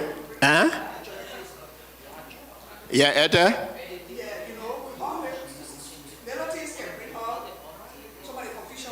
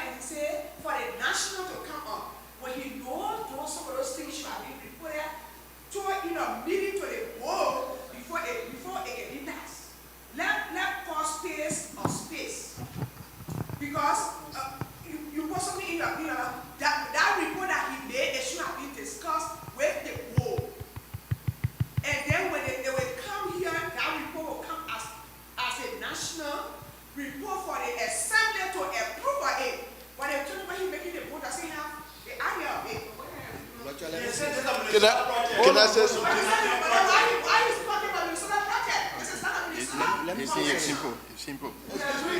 Hello, everybody. Hello, everybody. Please, we are here for unity, for oneness. Let us not make mistake. We need to understand this thing. Whether Minnesota agrees or not is in his report. Whatsoever error, we can correct it. But what I want to say is this. It is the executive director that's supposed to come up with the projects and submit. Hey, please. The board is not in a place to declare any projects. The executive are the executors. They are supposed to bring things for you to approve. For the board to approve. But hold on. This convention is the highest decision-making body. If a project comes from the executive director and he brings it on the ground, there is nothing for us to argue about, because if you are going to bring it, we are still going to discuss it at this convention. So it is his responsibility to present whatever, because your thing is to approve, to supervise, to be able to be over the organization. You are not a project runner, and that's the same thing that brought the confusion. Some people are not here today because they felt they were supposed to run the project, and Paul wanted to run the project. Let us not make that mistake again. Please, let us not make the mistake again. Executive director come up with a project and present it. If the board approve it, we run with it. If they don't approve it, we break it down and we move on. But let us not tussle over this thing. So whatever Roger has mentioned, you mentioned chair project. We are not saying no, chair project should not go on. But whatever is mentioned here, let us value all of them and say, okay, this one we can do it in year 1, this one we can do it in year 2, this one we can do it in year 3, and just move on. There's nothing to argue about yet. Please. Thank you. Okay. Hold it. Hello. Let's do it this way. Let's do it this way. Everybody will want to say something. Let's do it this way. Let's do it this way. Hello. Okay. What we'll do here? Hello, what we'll do here, since the question I had to ask, did the board approve for the 300 armchairs? Did the board approve for it? We have not discussed that the vision they put in. Who vision? Can I say something, please? Excuse me. Excuse my vote. Let them go up and down. The time is fast spent. This thing is the executive director's proposal. This body we are in, this convention is the highest decision-making body of this whole organization. I don't think we should force. The man is making a proposal. We are to do it and finalize it. If we are not in convention, then you talk about board. We are this group is higher than the board. What are we going back and forth for? The man proposed the thing. If we don't understand it, the person that free the thing is right here. When we go up and down for it, when that free the thing is right here. Praise the Lord.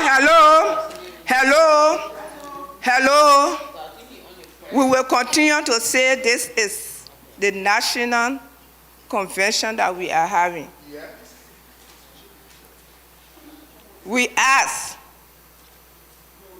as chairperson with the board, we ask, what can we do in Riverside County? People say they've been going to Riverside, they brought all kind of proposals, we want to do soda, we want to do this one. My vision and our vision is that whatsoever money we raise here, we should help the people in Riverside County. My co-chair have been crying. We must not spend the money on the convention like the way we're spending the money because we should do something in Riverside County. Ask them, what can we do that when we leave from here, we can go to Riverside and do it? I talked with the executive. I said, what can we do? And he suggested, because I was looking for a project, and he suggested that we needed chairs. He brought it to us. You say, what are you talking on your throat? Who? He's saying, like I said, she didn't know about it. Wait, excuse, I didn't call attorney. Excuse me, I didn't call attorney. No.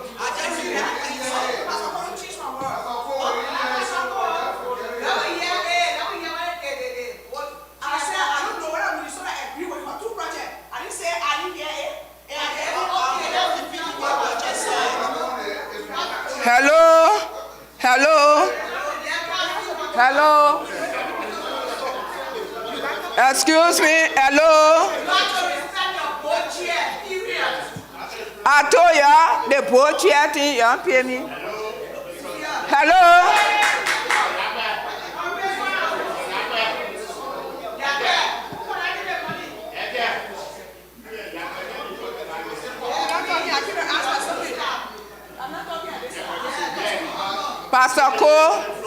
Pastor Cole, if anything, I'm your senior in ministry.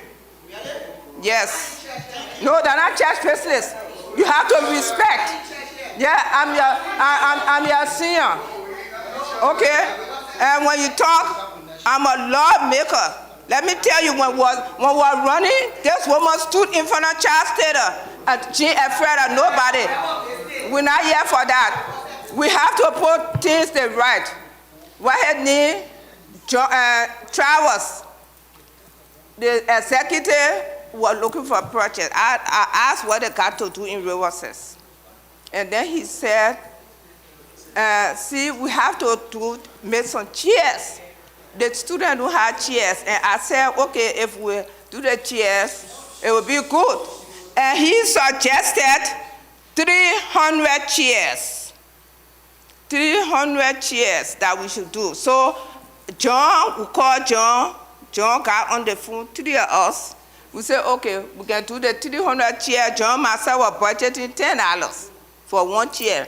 Then Roger told us, he called me, he told me, he said the chair now, he gave us the price is $18 and we round it up. So it's something that we agree upon to get the chairs, so when we come on this convention, we'll be able to raise the money, and if whatsoever we get, we can raise more money. So we discussed that, we agree upon that. The other thing that he's suggesting, Minnesota chapter doing this one, this other thing here, it had not come to our attention yet to say, oh, Minnesota chapter, since they're doing this one national, we can go ahead for us to discuss it. We are not done it yet. And that's why we said, let us focus on what we decided that we want to do with this money that we're going to get here. So that's how it came about. Okay? Okay. No. Hold on. Hello. From my understanding here, I beg you, I don't want us to stay long here. From my understanding here, listen, please. I don't want to interject something. All right. I just see something, and that's what causing the confusion. Every organization structured the same, and they function the same way. When you have an organization and you have the board, the president or the chairperson of the organization is the secretary on the board. The chairperson in the organization has various committees work under him to make him successful. And And one major committee that he can work with is the planning committee. The planning committee will bring forth the chairperson's vision. I don't know how your board can be, whether it can be quarterly. The chairperson will take his vision to the board, to board meeting. You understand? And that's what board meeting is about. So you take your vision to the board and say, board, this is what I want to do. It will make me successful in my administration.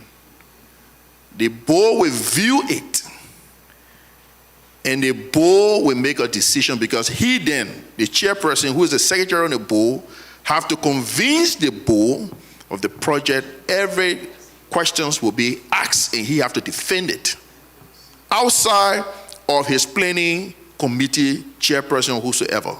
He have to defend that project to the board. And when the board agrees to do that project, then the convention now, which is the highest decision-making body, will then come out to explain the project. The board now just be laying back now, because nothing new to the board. The board just laying back now at the convention, and the vision bearer of the project that he wants to be implemented will now come forth and share it. The board will be on the side of the chairperson, because it has already been discussed and accepted in board meeting. For the respect of the institution, you are only bringing it to their attention, and there will be different views, but at the end of the day, the board will use her influence on the floor to have that project pass. This is how it works. Anything other than this, it will bring confusion. So I pray that you redo the TOR, which is the terms of reference, and anything that was done wrong, you need to redo. The chairperson should be the secretary of the board. That brings him very close to the board. They can have conversation. Every discussion is there. But if the chairperson will stay out of board meeting, the board has her own secretary, that chaos.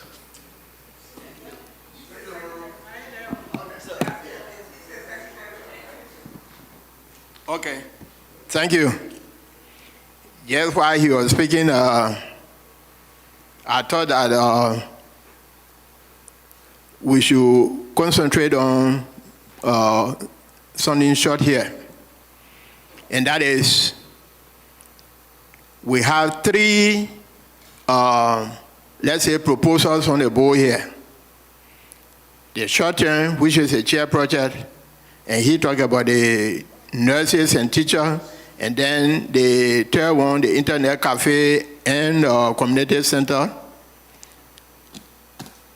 What I'm asking, yeah, those are long term. What I'm asking the body here to do is to accept all three and then make a definite decision on the first one, which is a chair, and then the second and the third will agree upon it pending the board's review and approval. Mr. Moravira, to your point you made, these are not long-term projects. I will repeat again. Which one? The boat project you're talking about is not a long-term project. Which one? The science students and nurses, I've just repeated again. The administrative project, it have already been discussed, agreed upon by administrative charter to carry on. We, of course, they already got a document, everything carved there, and they're ready now to go for. But they are asking if one of the national can come along. If not, the national can make it say, no, Minister chapter, you take your project. We cannot do it. The Minister chapter will go ahead and do that project. You know, long-term project we're talking about here, we're talking about something that already been developed, it already been agreed upon by the chapter, it's ready to go. They will not add the national to come along. So if the national cannot make it, they say we cannot make it. Minister, you take your. your project and Minister will go along with that project. It's not long the people take more here. For in that cafe, the land have been project, everything was already agreed upon, but it was never built. So if we cannot make it, we say, national say no happy, we cannot take on another project. So Minnesota chapter, they'll go along with our project, that's fine. But we should a long-term project. Good. Joshua, please. Okay, Lord. Joshua. Lord. Yeah. I think you now understanding something. That's where the confusion coming. No. I come in, don't mix it up. Let me just make it very clear. Minnesota have her project that she wants to do for Riverses. Yes. Minnesota only bringing her project now to the national conference for the national conference to endorse and get support. No, I'm not giving it to you. And you see, so Minnesota said, "Look, this is what we want to do. We get $1. They $1 we get national. This is what we want to do. Can you get us support to add $1 more that'll make it $2 so we can do our project?" Minnesota is just lobbying in this convention for support. It's not national project. It's one chapter's project that they just brought here, to lobby. So don't mix it together. This year project is national project. So the way you mix it up, so you have to separate it. All right. I beg you. I said living out here. I said I was the chairman or the coordinator for Minnesota when we started that project. And if Minnesota chapter do anything in Riverside, they will say Riverside people in America did it. And national do anything in Riverside, they say Riverside people in America did it. Based on the, can national and Minnesota blend to do the one project instead of Minnesota one person, Minnesota one doing it? If Minnesota people say no, that our project won't do it, wait, your way though. Now two persons are trying to bring them together here. If Minnesota people say no, we do our own thing by ourselves. That are force, no, that are gospel. If national say no, let Minnesota send the side, let them do it by themselves. It's nothing spoil. My people, they let work together. Yeah, those are just recommendations we're making. Thank you. Okay. Okay.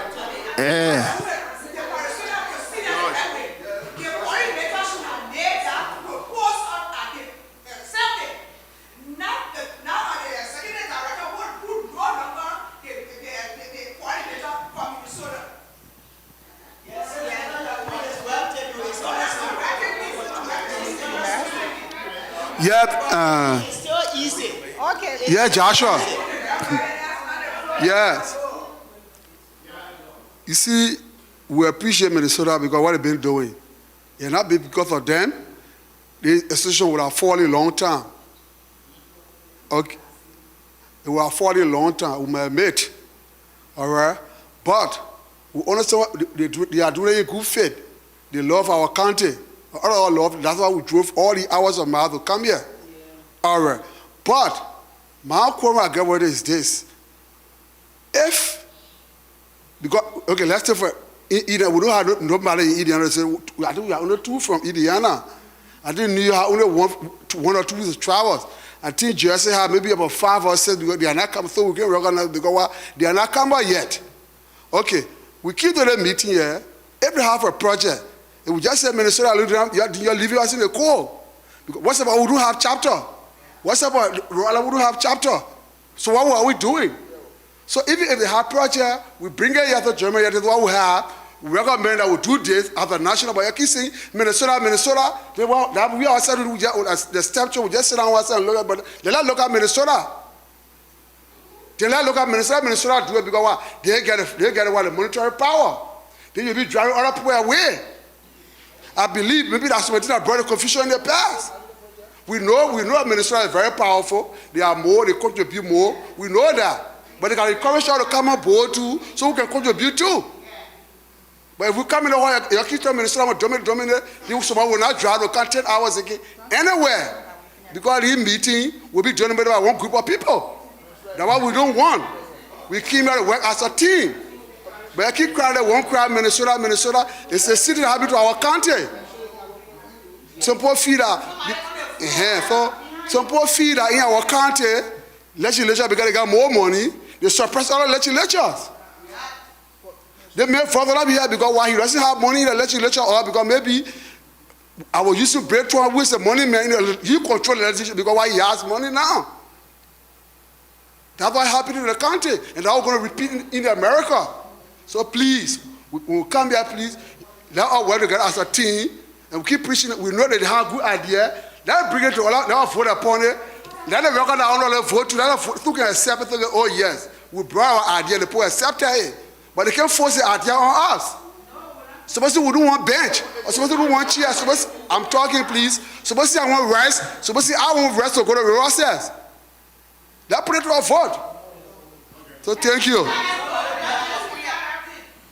Okay. Just 2 minutes. I won't be long. I think we're going in circles here. You talk about Minnesota chapter, putting everything before us to say Minnesota chapter. The executive director brought this to this highest decision-making body here today. This is a proposal. It is Minnesota's project. But here we're going to make decisions here today. So he's appealing to the group to say if National can come alongside us. The only project from what I've heard so far on board for this convention is what you call the chair project. That's it. The ED is appealing to this body to say, can you come alongside us? This is what we want to do. So I don't know where the misunderstanding is coming from that we're going in circle. And we are not pushing Minnesota's agenda on the body. We are appealing. Again, it is oneness, togetherness, unity for Riverside County. If somebody had a brilliant idea and said, listen, this is what I want to do. She's a nurse. My hospital is giving away beds, hospital beds. Can I come to Minnesota chapter to say we send these beds over to Riverside? Minnesota chapter again will come alongside to say National, we want to send some beds to Riverside. It's a 40-footer. We cannot afford it. Can you assist? Isn't that what we do? Yeah. Isn't that what we do? How it should be done? So right now, let's get back to business and stop the confusion because we're sitting here, we are disappointed. The last convention you all had in Philadelphia, yeah. It was poor. The result, what we heard here today, people could leave in here today and say, you know what? Riverside, you're not ready. Because how you will have convention, another group sees all of the documentation, sees the funds, and then we come again, convention, and put in our 2 cents, take away our time. I've been an active member in this chapter for a long time. I served as her secretary, what's his name? Topato Secretary National, Joshua and all of that. But we've been pulling back because every year we come, it is the same old thing and no results. And from the time we were growing up as children, these are some of the things we heard. Riverside people got big, but they don't do anything. So right here, you start thinking, is this for real? Because minor things we're fighting over it. Something like this should be okay. ED, we hear you. Let's put it to vote. This is what the convention is all about. We discussed the issue. All right, what you call it? What's the project? We will table that one for next year. We will complete the chair project this year. The following year, we will do that, and that's all we need to do. And that's my 2 cents. Thank you. One question. I just get one question, Mr. Joshua, you the moderator, and 2, the convention, anybody can answer it. I know we all been board members. When the board and the executive, like they make decision or whatever it is, they bring it to the convention. And the convention say, yes, we agree, and let's implement this. So in speaking to that, I know we got a chair project. We're gonna raise money. But equally so it should be brought here today that everybody on board, this is the higher decision-making body. Maybe your chief during our time, you used to do it. So that we all can agree that when we're standing up in the hall tomorrow and raising the money, the body agree. Thank you. If I'm wrong, maybe you can correct me. No, you say we come in raise fund, we start funding. We have to agree, Sister Bochair. Okay, if we're putting it on the floor, I understand it now. Can we put it on the floor wherever we target it and we do it instead of we saying, that's my project, it has to be done. We are the higher decision-making body. The chair, we want it for the student to say in it, but we here, we have to agree upon it. Thank you. Yeah, 1 minute, speak 3. Hello, everybody. On behalf of Minnesota, I want to apologize. This thing we're talking about, our project for Minnesota, it should have been in Cisneros report. So since, it's in the executive director report, we just want to say sorry.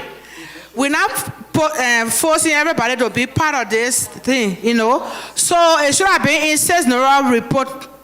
But since it's not there, we want to apologize. We just brought it to you so you can be part.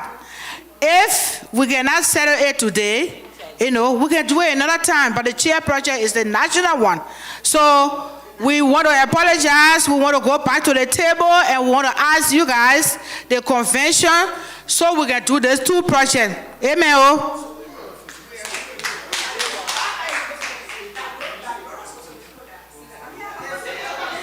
Oh, okay. Okay. Hello. Mr. Moderator. Hello. Mr. Moderator. The scholarship program was mentioned in the report. I think the only mistake that we made was not to let the executive director to know about the project that we are undertaking the scholarship program. We started it already. We even did fundraising during our Riverside Connection. That was what was on our agenda. That's what we raised the funds for, and then started the process with the documentation and everything that had gone to Liberia to start doing some vetting and so forth to send it back to us. Okay. Just a little point of correction there. By that time there, he was a what? But the question I have is that if you were not director, if you were not from Minnesota, would you have mentioned that? No, because I always saying that when he was coordinator, that something started. Yes, but that's why he mentioned it in the. Okay, now we understand it. So since we understand it now, are we ready to vote? Hold on.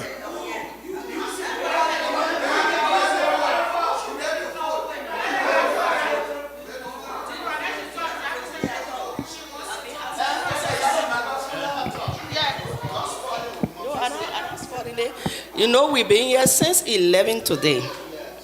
It's good. Some of us really love this county. But my only plea to all of us today, when program is coming, y'all give us these tickets or wherever way you expect us to invite our friends. We go to them. We tell them, the question they ask us? What have you done the other programs we came to? So please, my plea today, as of today and onwards, after we finish doing all this fighting, next year, when we're carrying these tickets out there, let we carry with pride and dignity. Say, last year when you came to the program, this is what we did. Come again, we want to continue it or we want to do another program. I'm very serious. That's why sometimes I don't even go to somebody again because I know they will ask the same question. What have you done to the previous program we came to? I can't even say nothing. So, please. I'm serious. Okay. Thank you. So we're entertaining a motion to move forward.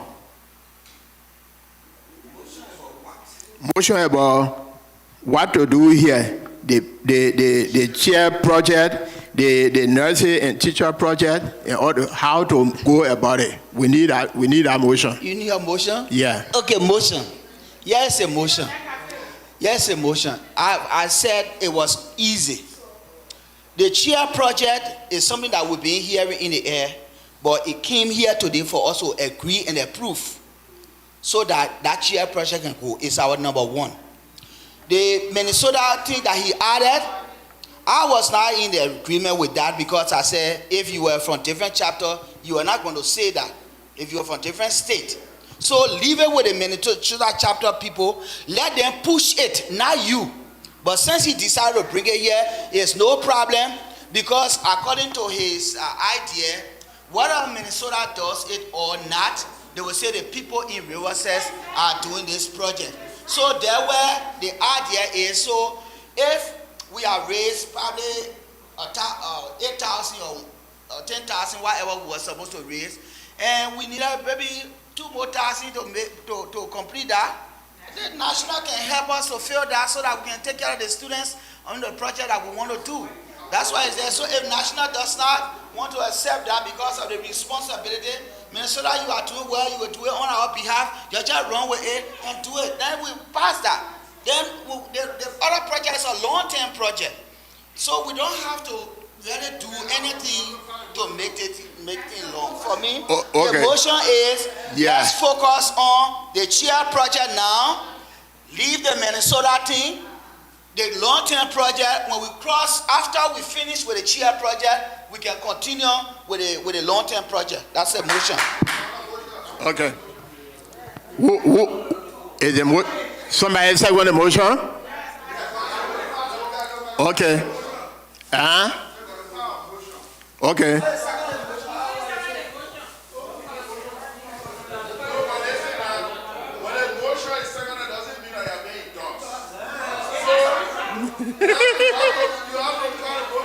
Yeah. Okay.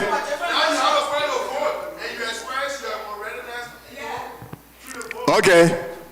The motion on the floor here is we do the chair project, and we do the chair project, we accept the chair project today, and then the Minnesota chapter project concerning the nurses and teachers be postponed. All in favor say yea. No. Are we ready to vote? Okay. Hold on. Who are ready? 1, 2.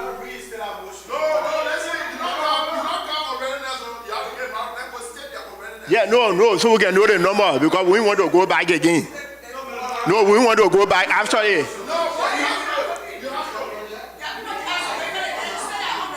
You have to state your unreadiness.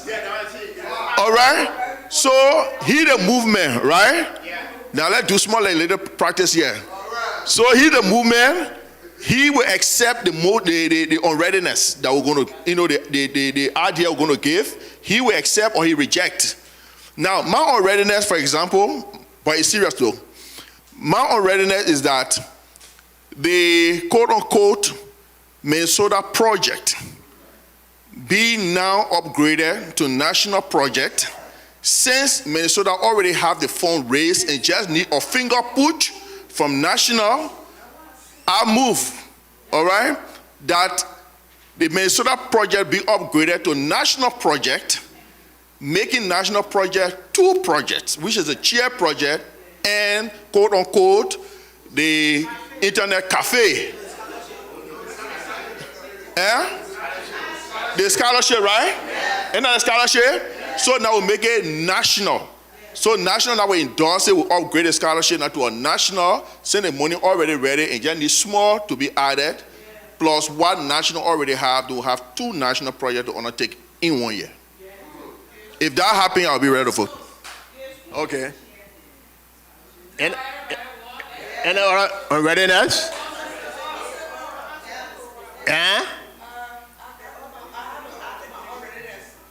Is it the same? Yeah, but is it the same thing that he said?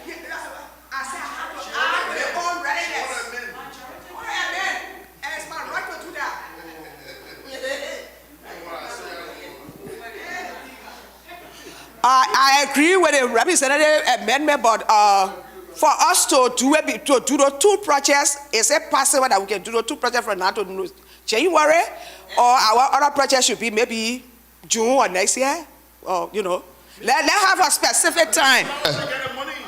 No, but we still need some more money to add it. I'm from Minnesota, though. Let me let you know.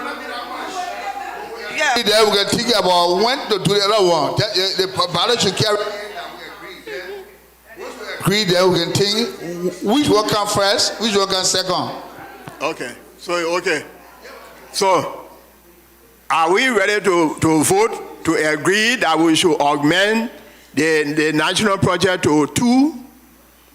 Yes. Are we ready to vote? Yeah. All in favor, say yea, or put your hand up. No. All in favor, put your hand up so we can check. Are we ready to vote? Are we ready to vote to augment the national project, to amend the Minnesota project to a national project so it can be 2? 1, the chair project and the scholarship program. Okay, all in favor, put your hands up. 1, 2, 3, 4, 5, 6, 7, 8, 9, 10, 11, 12, 13, 14, 15, 16, 17. 17. All those. No, I didn't vote. All those not in favor of augmenting the project now, make it known by putting on your hand. 1. Only 1. Okay, the motion is carried. The motion is carried. All those abstaining, put your hand up. 1. Okay, 1 abstain. No, 1. APS.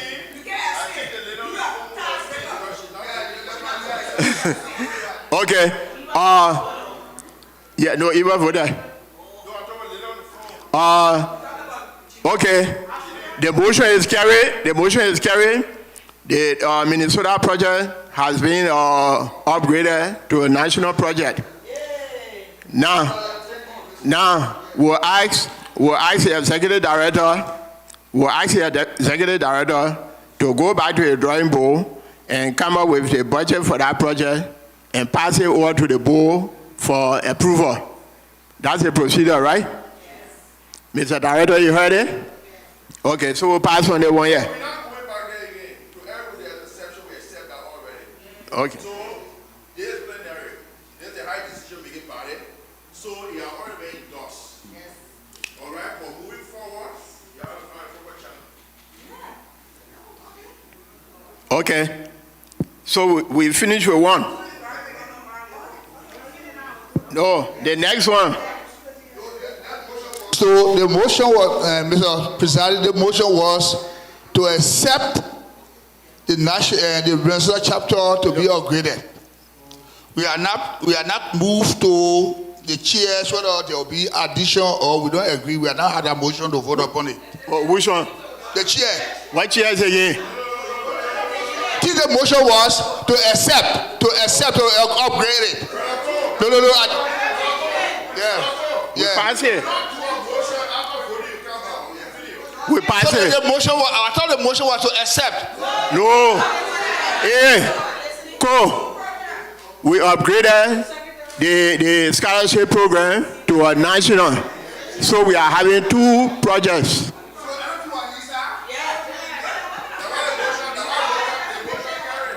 Okay, the next one, so we can make progress and move from here. The chairperson of the board told us and asked this body whether we should work with the 5 board members now, or we should go back to the 7 board members. And if we agree to go back to 7 board members, then we have to make a decision what to do, whether to select them here or find them other places. So, what is your will and pleasure? Do we hold on to the 5? Do we hold on to the 5 board members that we have now? Hold on to the 5 that we have now, or so the floor is open for discussion and for motion.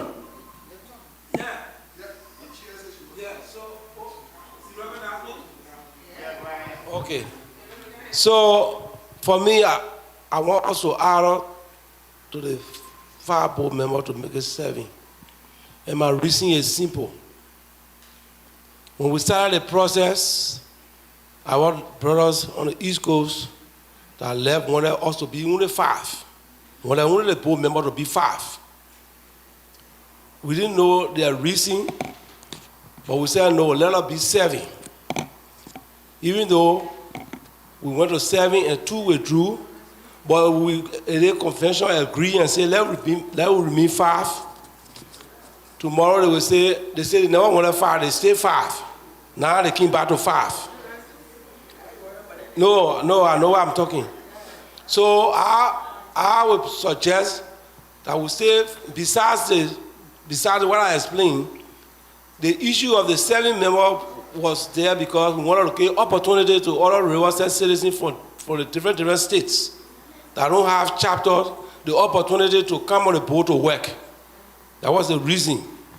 And I don't want us to deny that reason for that. So I would really want for us to maintain the 7 person. I think we need to agree before whether we find a later on.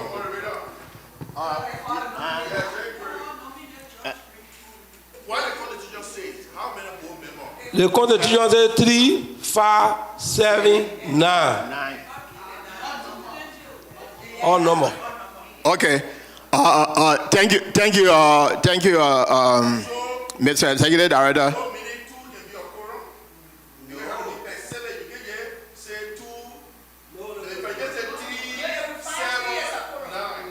Yeah, 2.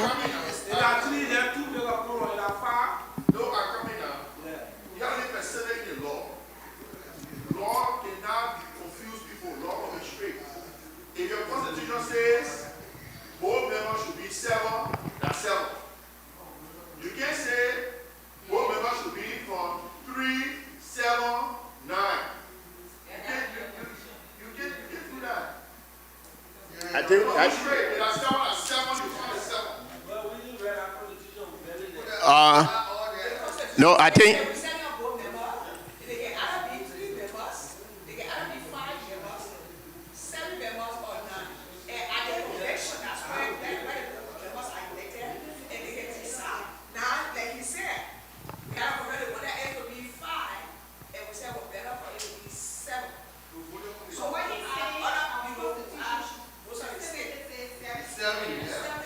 All right.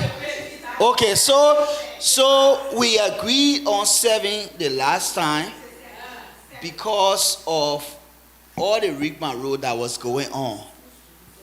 Now we are still there. We got a constitution committee set up. When you look there, I'm sure it's going to be 7 because that's what we agree on, that it should be 7. So the point here now is, do we agree that this 5 stay because we have one functioning chapter right now? So if we had 2, 3 chapters, we could say, okay, let the other people send representative or what have you. Well, if we get one functioning chapter, it's almost saying everybody on our board should come from that one functioning chapter, which we don't want. So probably I would want to propose or suggest that with the issues we have had in the meantime, we can table that for the next convention. It could be one of the things to augment that the membership to that board and just maintain this one because of the one chapter, functioning chapter that we have right now. Why? Moderator. What?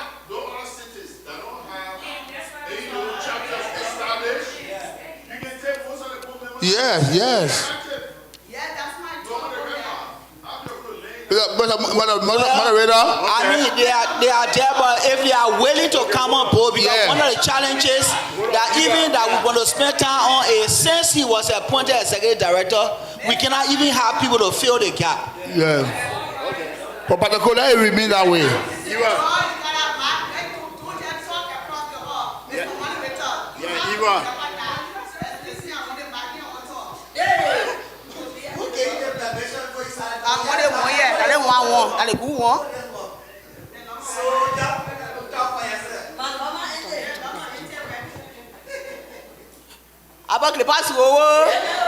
Amen.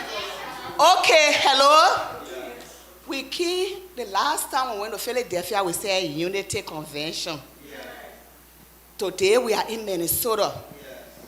For me, I don't want to do any circumstantiality to say ta. We can stay right here. We have a quorum. Let's get 2 extra board members to be added.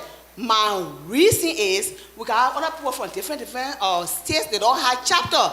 But those board members that we're going to nominate should be from those states. The representatives that are here, then we can liaise with them so that we can establish chapter and we can use them as a contact point. Thank you, and this is Iwakebe Akwe, former board chairperson. Can you recognize me, please? Just 1 minute. Oh no. Yakwe. Yeah, 1 minute so we can call it in short. Yeah, thank you for that 1 minute. At least it's not 30 seconds I need. So, let's reason why we said 7 board members when we met in our little corner the last time as the 7 traditional members.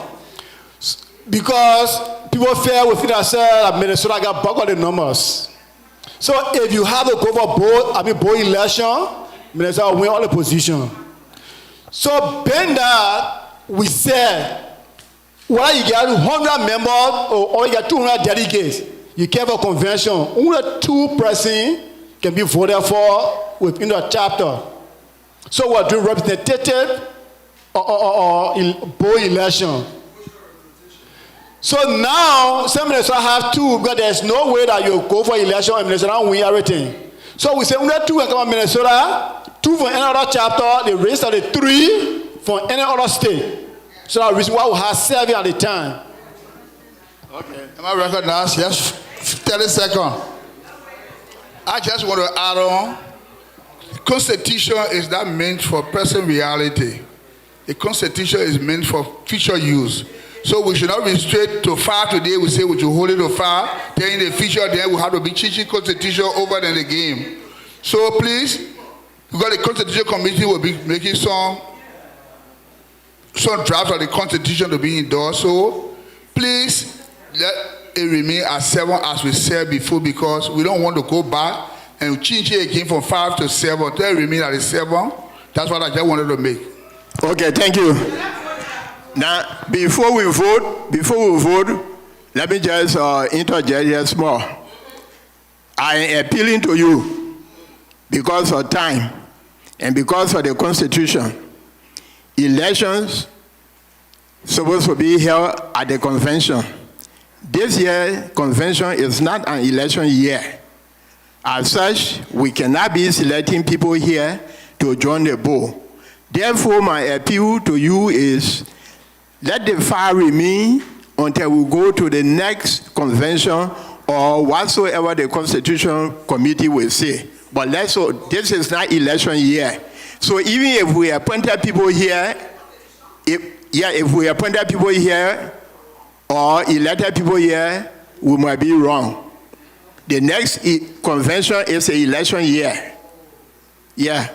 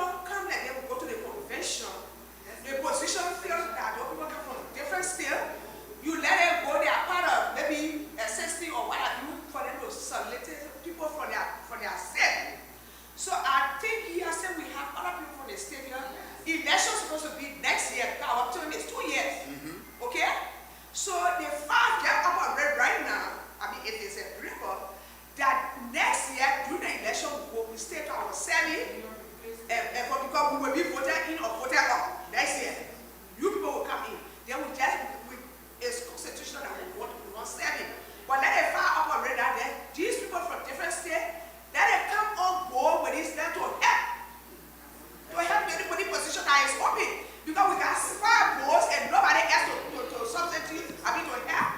Thank you. But that's exactly what I said here. That's exactly what I said. So those who want to be on the executive, it is within your purview as a board member to try to ask them, and then you can write them officially to get on the executive committee. But for the board now, I said, I'm appealing to you all, let's remain the 5. If the other people come in the interim, fine. But until next year, what will be election year, before we have any election for board member. Yes, sir. There are some things I want to understand. Who appoint the board members? The board members are elected at convention. At the convention? Yes. This leadership now that organize the convention, are they legitimate honor and elections, electoral process? Yes. So meaning when you had elections the other time, the other positions, people did not run. No, they ran. They resign? Yeah, but they do the expediency now. Yeah, no, you see, let's put it this way. That's what the convention is about. Brother Cole, that's what convention is about. The moment the people resign, you reactivate the elections commission to pull out the vacancy. So that in this election, though it's not, look, we have the midterm elections. So this could be a midterm elections to fill in the area so the leadership can be complete. Because if you don't do that, it put a weight on the chairman. And I've been a victim because they weight on the chairman. I've been a victim. So you're straining the chairman and you're making the chairman gray hair come soon. Yes. So if you can elect somebody, you need to appoint somebody in those positions. You can't leave it vacant and wait for the next elections. But right, the vacancy should have been all, and just conduct either 2 or 3 positions, conduct the elections for the 3 positions, and then move on. Okay. Thank you. So, with all the appeals, with all the explanation, we are only left with an alternative. And that is to have a motion to vote what we should do next. I will need a motion. Mr. Presiding, I want a motion. Yeah. Yeah, go ahead. I move, if I can obtain a second, that the vacancy that exists or have existed for over a year in our organization, that this body that is close with the authority, the highest decision-making body, elect or appoint 2 people to those positions. If I can obtain a second.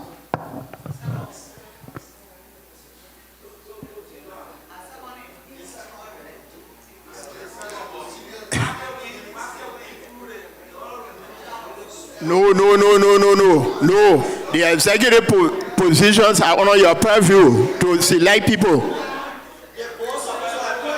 That's what I say. Yeah, they're supposed to do that. So we can elect them here. Yeah.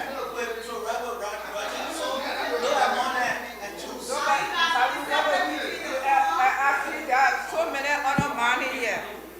Honor money, there are so many honor money here. When you make somebody your head, we are responsible. We cannot honor our administration. What we hire, I gave a report. Yes, we have 5 board members, and I said that these other 2, they left, this and that. But the crucial thing right now is for us to appoint people on the executive. What the vacant positions? To fill out the vacant positions. What are they? Mr. Secretary, Secretary Director, Yeah, but look, let us not meditate here alone. Madam Co-Chair, the Executive Director, And all the other people, they both also appointed. So we don't have to do it here. No, we got the people here. We won't. No. Y'all do that one that different. Y'all do that one different. We want to ask the people that volunteer. No. No, we want them volunteer because Yeah. So, yeah, y'all do that one there later. We don't have to vote for them here. We don't do that. Yeah, no. So the motion on the board is the motion on the ground is we vote for two. We vote for two additional persons to join the board. No. That will vote for two additional persons to join the board.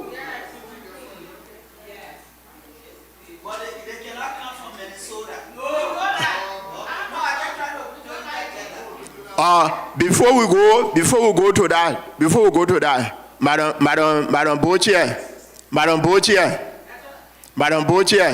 before we go to that vote, did you receive any resignation letter from these two people? Eh?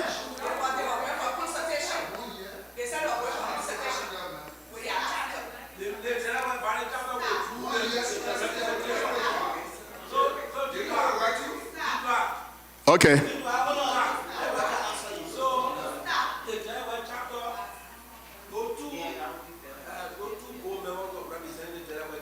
Okay. Now, the chapter wrote two communications. Withdrawing first they withdrew their two representation on the board. You got a communication? Yeah, we got a communication. Later on, then they withdrew themselves as a chapter.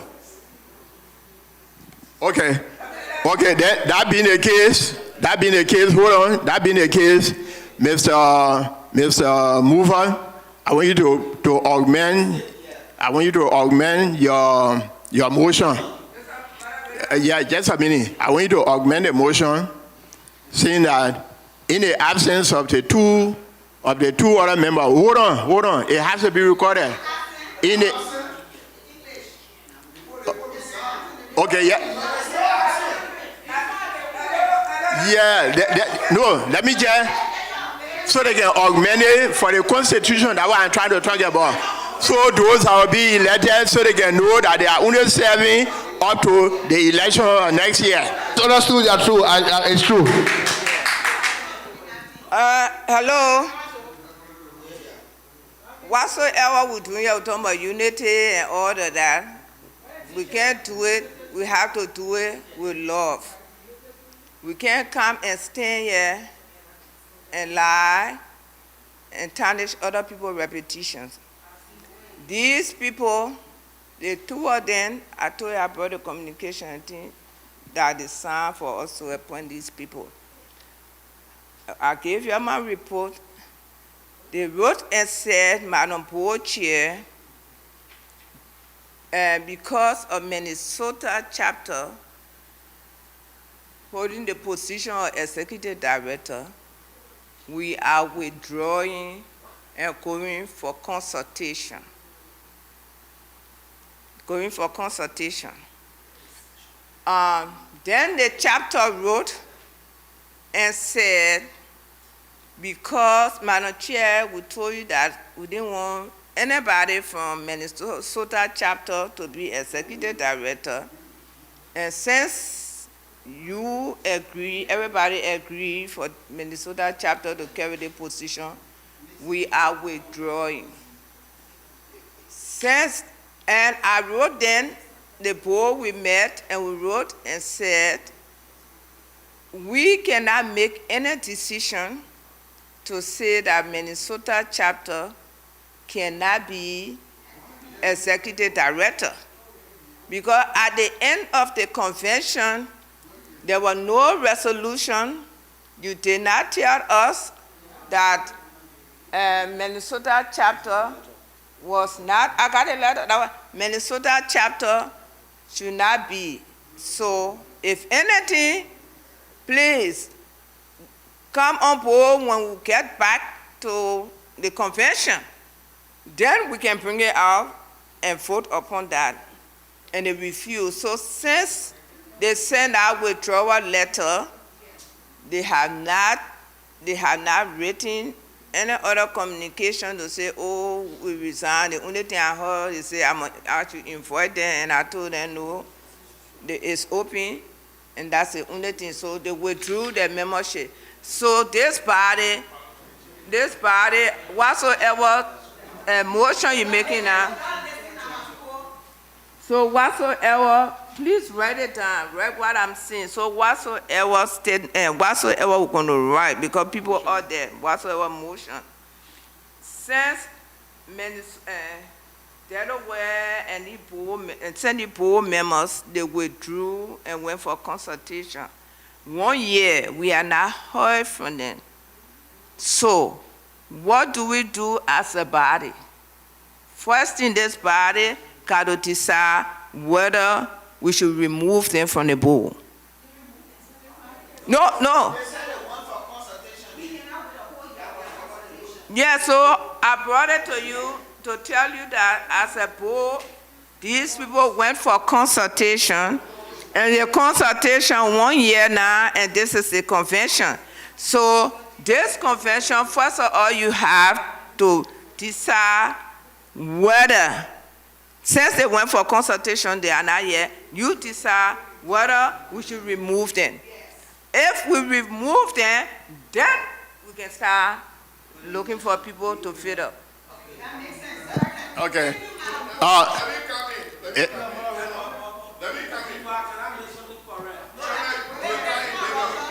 Let me say this. You know, for me at home now, and just have me deal with at home now. So this have me deal with issues because I'm a politician, and anything that has to do with elections, that politics. When someone don't want you to succeed, and you tread in their path, you are out for failure. You need to take the hard decision for your own success and to prove to them that you can make it. The Constitution, according to you, it runs from 7 to 9. From 3 to 9. Electing 2 persons here now is for nothing. It's just enforcing yourself to be successful. So you can say, oh, let's wait and let's get in, then let's get remain at 5. No. 7, when they're ready now, they come, in which I encourage the chairperson, along with the board, to reach out. The Bible says when your friend will offend you, you must reach out. When you listen, you call other people in the discussion. When they listen now, then you go public. You have to spit them out. So please, do the 2 elections now. Let's have it to 7. The day they're gone for, they're ready, then will be 9. Okay, are we ready to vote? Yeah. Are we ready to vote? Yeah. All in favor say yeah. All. Hey, there.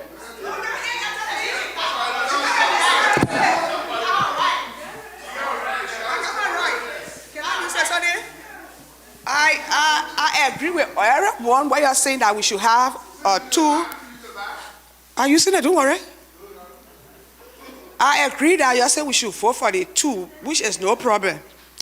I want to appeal to the AUKUS body that since the board were elected, we have put it in all the chat room. We got vacancy open. Fortunately for us, we have some people from, because if we selecting two board members here tonight, they have to come from different states. Hold on. Yes, they have to come from different states.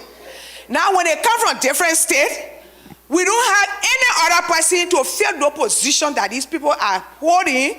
The assistant executive director, the assistant controller, the assistant secretary, the assistant manager, all those things open. We got some people that have just coming, that have not been to the convention before because they say they heard a lot of things, some of them, and because of maybe personal reason they have not come.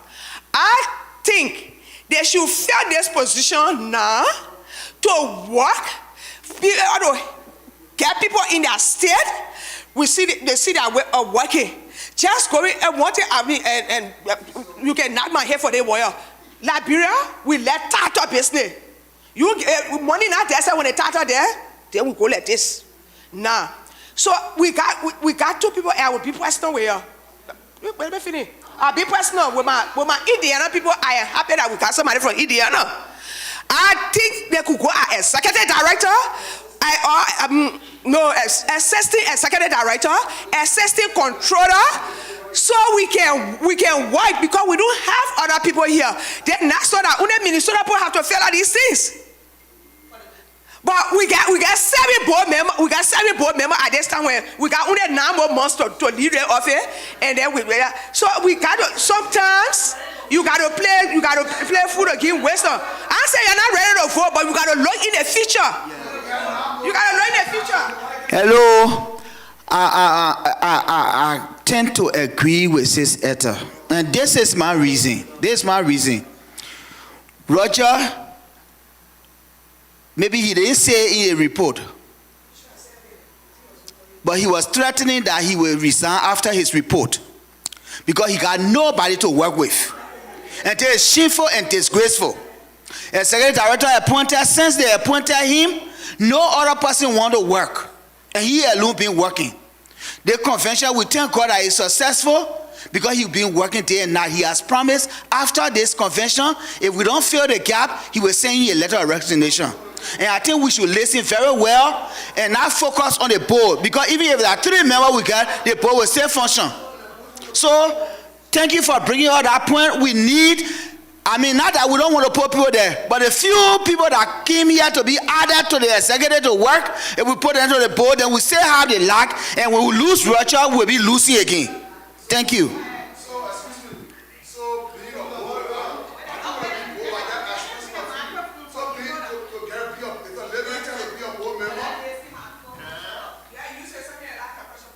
It's a limit to be a board member. You gotta go and work as assistant secretary or assistant before you can become a board member. No, that's what you saying. That's what you say. You said, hey, hold on. She said they gotta the assistant so they can work so we can see them working. No,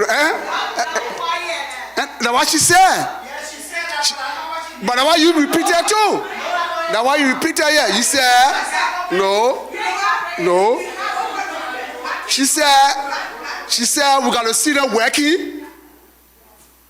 We gotta see them working. We said you are appointed assistant, all the assistant before. Says Ete.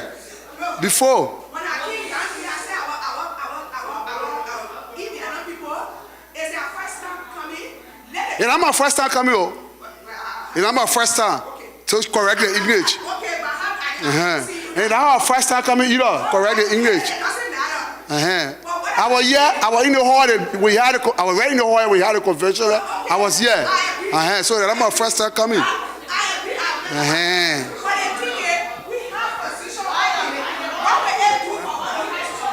Because a motion was raised, Mr. Moderator. Yeah. Hold on. Let me get Mr. Agree. Let me just make it clear. The unreadiness she was stating was about the same thing I was trying to appeal about. You got 2 people from Indiana here. If we focus on filling the vacant position on the board, then the executive positions are vacant. We may not have the people that they are thinking about to put on the job. Mr. Moderator, that a board responsibility to appoint people in the National Assembly. Okay. All right. Okay. I think we got it time. Okay, you say that you're already next.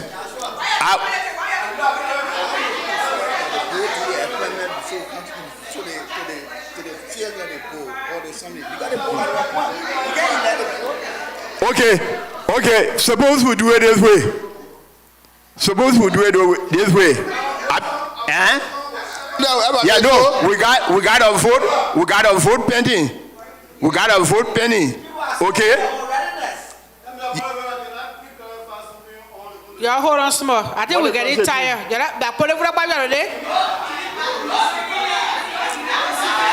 Yeah, please excuse me. Yeah, please excuse me. Let me bring attention back to the Constitution. The board got nothing to do with appointing a executive committee. The board elect the ED. The ED appoint all executive committee. I can show you the Constitution right now. Where you gonna know? What Constitution? Let me see it. All right. I can forward to you. Listen, the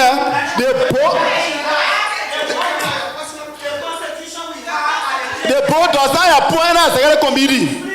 The first thing, I'm telling you. So, who appoints the committee? Is that the board? The board appoints the committee. What? Well, don't go there.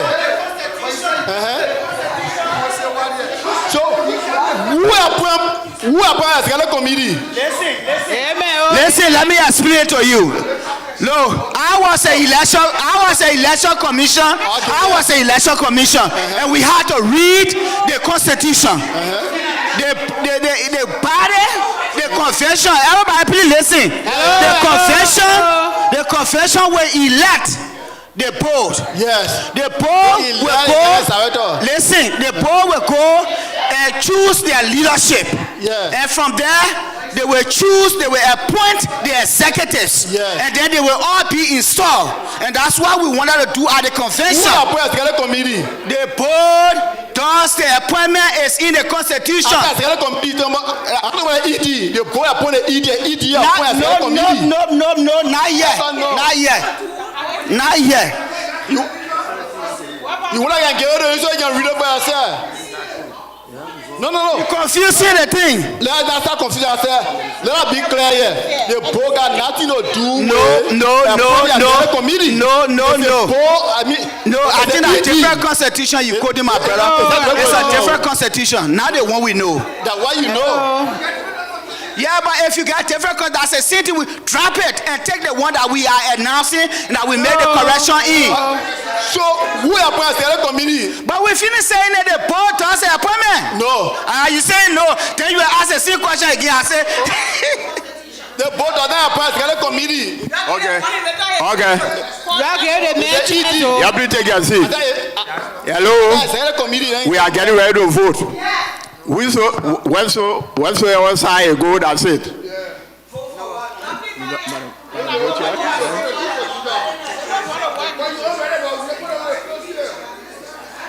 Let's try the motion first. That they vote on the ground. Yeah. No.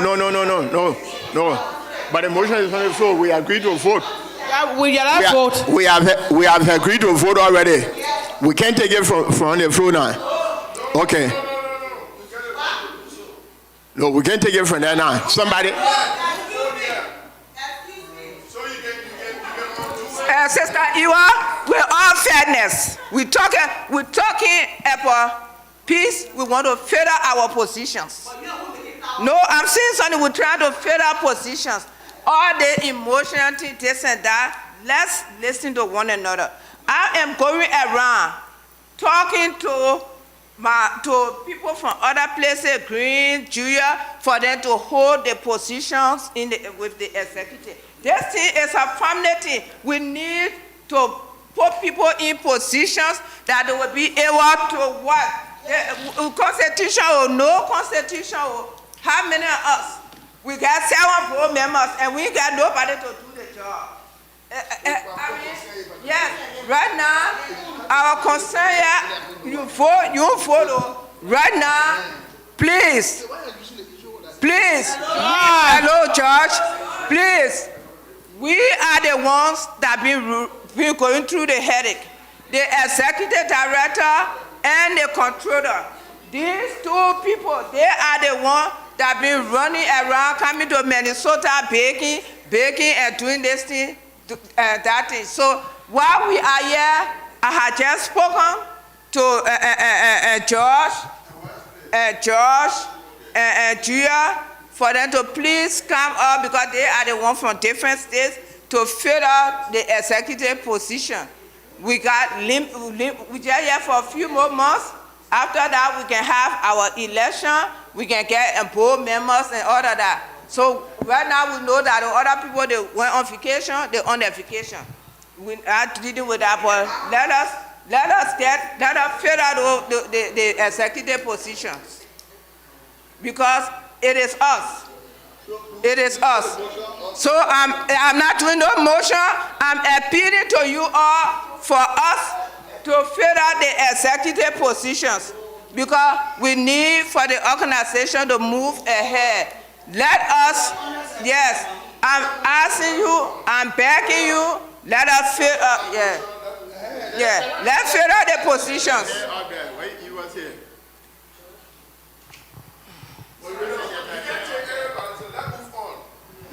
You are back here.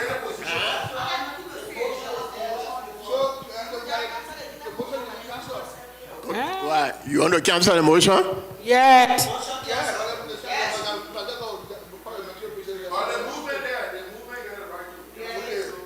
So you, okay, the motion have been cancelled. Who Josh? No, he made a motion. No, he made a motion. So he said he canceled the motion. Hello, my people. We've been in the leadership before, from the chapter level to the national, and we all know those who have been in the leadership.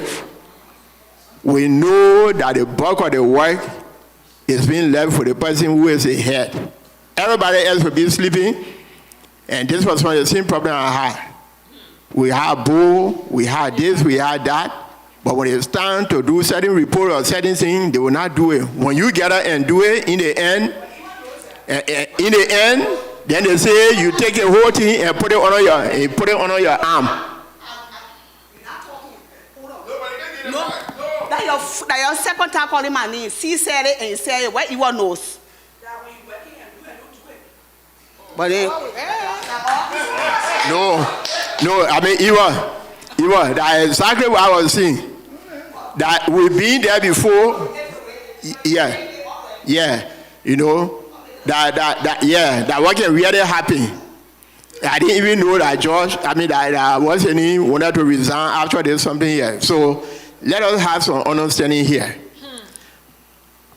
I believe the 5-member board can still go along while we select the other people to work with the executive committee. Next year, when we come to a convention, we can do that. Or depending on how things will go, the body can call a special convention where we can come back and augment the number on the board. So I think that 24 us will be hauling and pulling and all of that. So since the board chair said that she had talked to certain people here to work, to be appointed to work with the executive, I think we should accept that and let us hold on to the 5 board members yet. Thank you. So in that vein, we will consider accepting your decision, to withdraw your motion. So in that light, the convention agreed. Secretariat.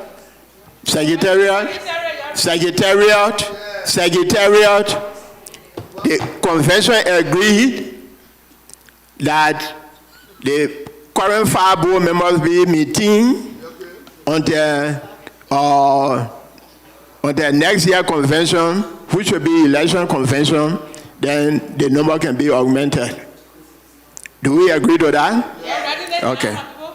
All right. So they will move forward. The next is all the documents for RCAA and and the finances for RCAA for the whole last year, or from years, from previous years, including last year, are being held with the interim body that was set up to unify the association. I believe that some kind of efforts are being made to retrieve all of these. And up to now, there is no here, there is no there. What is your will and pleasure about this? The floor is open so we can discuss and find a solution to that. Any speaker? What we have done so far, I have called people from various organizations to talk to Saka, try to talk to him. He refused. The only thing he did, he just sent me a message with the bank statement on it, and then with a text that he frees the account that we can take money from there. We have spoken to people that knows him to talk to him, and he refused. We even got a lawyer. Yeah, we got a lawyer here. We contributed $500.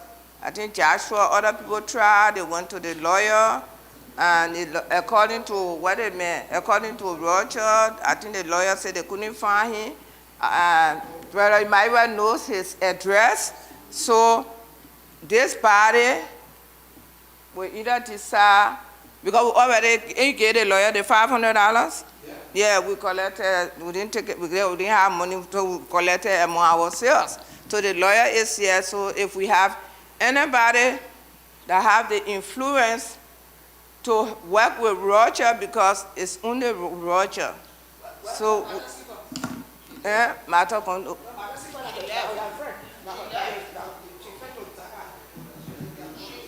No, everybody talk to Saka. Saka refused. Yeah, so now we need help because only Roger. No, we already gave the lawyer something, but I think the lawyer said they tried to call him and they can't get him. Yeah, we got it. So there where we are, the man refused. I have called everybody. So.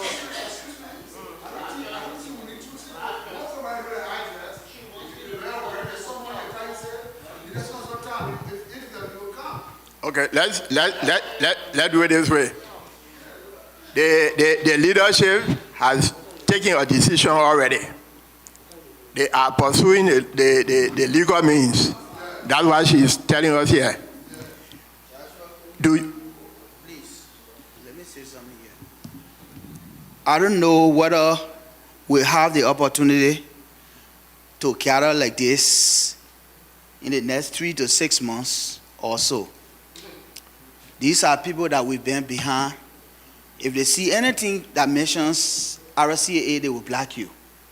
If they hear any number that come from that talk about RCAA, even when I say happy birthday to somebody, they will block me right away. They don't even want any communication about RCA or RCA member. I think this body is here. Thank God for the leadership, but I have been saying this is a civil case. This is not a criminal case. When you go to a lawyer or you go to an attorney, they will want to make sure you have used all measure to contact, to get in touch, for somebody to mediate or whatever. They will make sure that all of those things are exhausted. And that's why I was saying that traces of communication, contacts, all those things we do it to have them on file as a record, so that when we say we're pursuing the legal means, nobody's going to send us by and say, you go discuss, we got to do like that, you do like that. So if there's anything else that we need to do before we get to the point of legal means, let's do it, because right now a lawyer can call Anthony can call, they are blocking them. And so Those are traces. that's not a good one. You got to communicate that you got letters. You got letters. When they are evicting you, even from your apartment, they can't do just one letter. They will send warning, they will send this, they will send, so that when you get a code, they told you on day 1, day 2, day 3, you got all of those things to prove, say, I have exhausted every means. So that when you get there, they can't send you back. So that's why I'm thinking, because this thing that had to do with non-profit, that had to do with association, they don't just jump inside and say, pay the people money or do like this. Okay. They want to make sure they exhaust everything. I think we try all that, Pastor. Okay, thank you, Reverend Cole. Thank you, Reverend Cole. She said that the lawyer called, and later on he blocked the lawyer. Yes. Somebody found the address. I think what they are getting ready to do now is to write for the lawyer to be able to write, right? That would be another one. So the legal means are already being taken. Yes. It only needs to be sanctioned by the body here. It only needs to be sanctioned by the body, and so the executive director and the leadership can begin to go after the people for our document and money.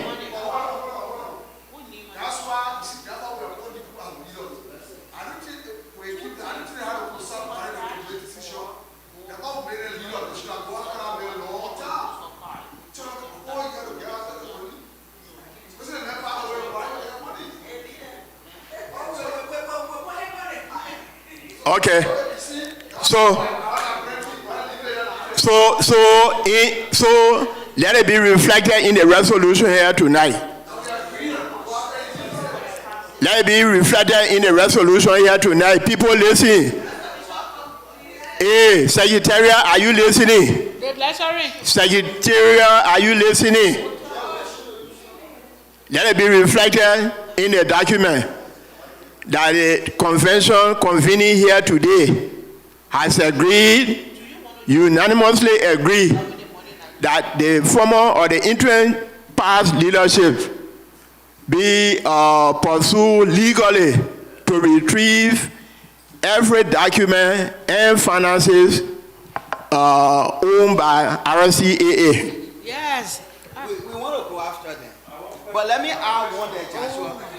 I want to appeal to the board. One of the things that's easy to do, if we can agree here to expel them, they will listen. If we agree to expel them, they will be under a binding duty to submit everything, because they are no longer a part of this organization. They will be on a binding duty to submit every document that they have, because they are no longer part. Well, because they are still members, they can act and show different things. Well, I just wanted to throw in that suggestion, because pursuing them, we started pursuing them since we left the convention. Today they have not done anything. If they don't see a high-landed letter that will say, from today you are expelled out of RCA from Anthony, and you must submit every document, they will put an argument and it will be longer. My suggestion is nothing for, I'm just suggesting. Because there's not the first time for them to withhold money to withhold report. There's a consistent attitude that they have been showing.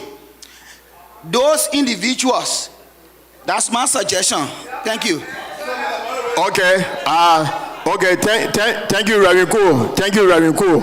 But it just you missed a point there. The point that you missed is that this was an interim or ad hoc body. Okay, selected or elected to carry on a function, and at the end of the function was an election. At the end of that election, everything should have been transferred to them, so they are no longer in leadership. Their powers and everything ended at the end of that convention. So why are they still holding on to document and money? Okay, so that we hear that one there. But the convention here has taken a decision that we should pursue them legally. It has started already. They are still pursuing them. They are going to write. Probably they will find 2-3 people to visit and still go there and talk with the man. All of that is in. You know, so no one see the legal means the owner. Okay.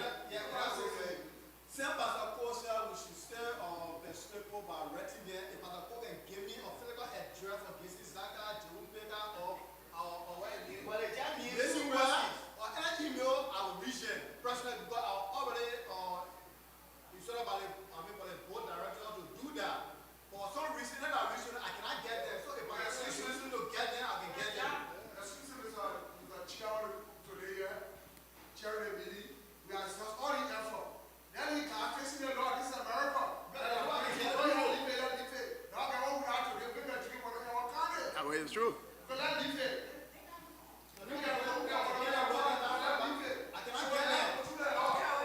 Yeah, so that, yeah, but I don't know what you are afraid of. We already started it.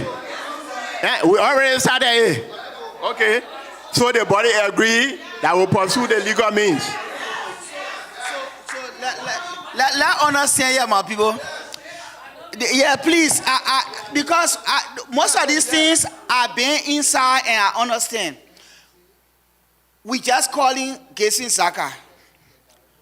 My suggestion was we should indict the whole team.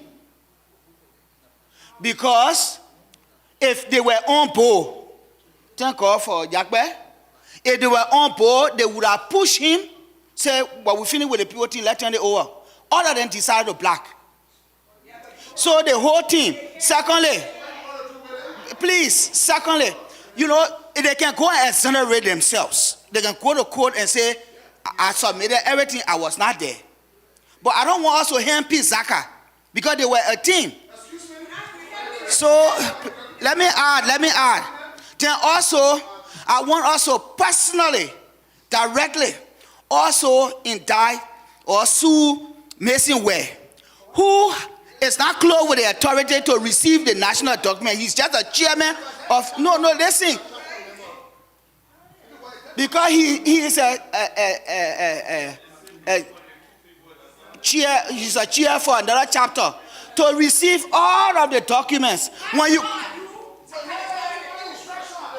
the letters that came from the chapter, it was his writing, right? It was Mason Ware. Mason Ware wrote the things that he said in those letters. He said he was going to, that in the convention they were going to, they said they said the next time you hear from us, it will be our convention will make report. Are they here? But they're holding on to the report and he said, what report? Okay.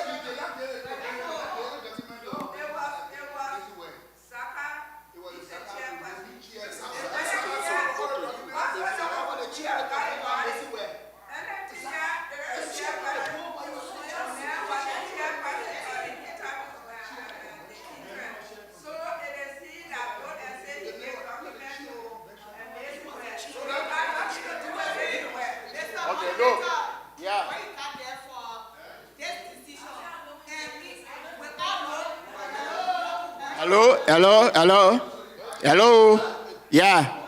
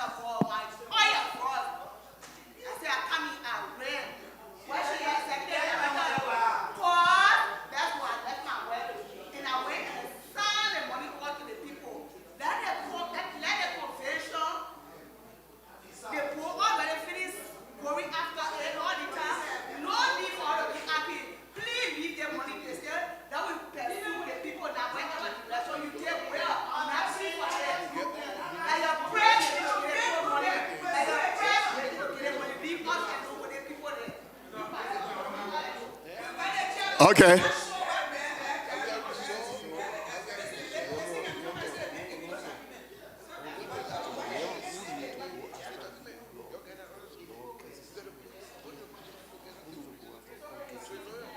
Yeah, you, the executive director, you run the day-to-day affairs of the center. Yeah. Okay. So we got that under control.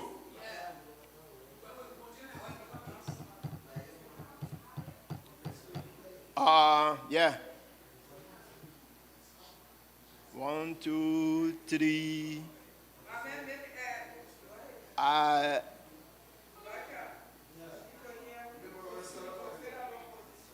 Okay. I think according to what I have here, I think we should be like done, except that because everything that we should attend to the committee, and then the committee go and discuss it and finalize everything and come by, we have done all of that here already. So there's no need for a committee again. So the reports, there's no need for reports because we all know what we adapted here, what we agree to. So the next thing is we'll have all of these that we have agreed to be turned over to the resolution committee.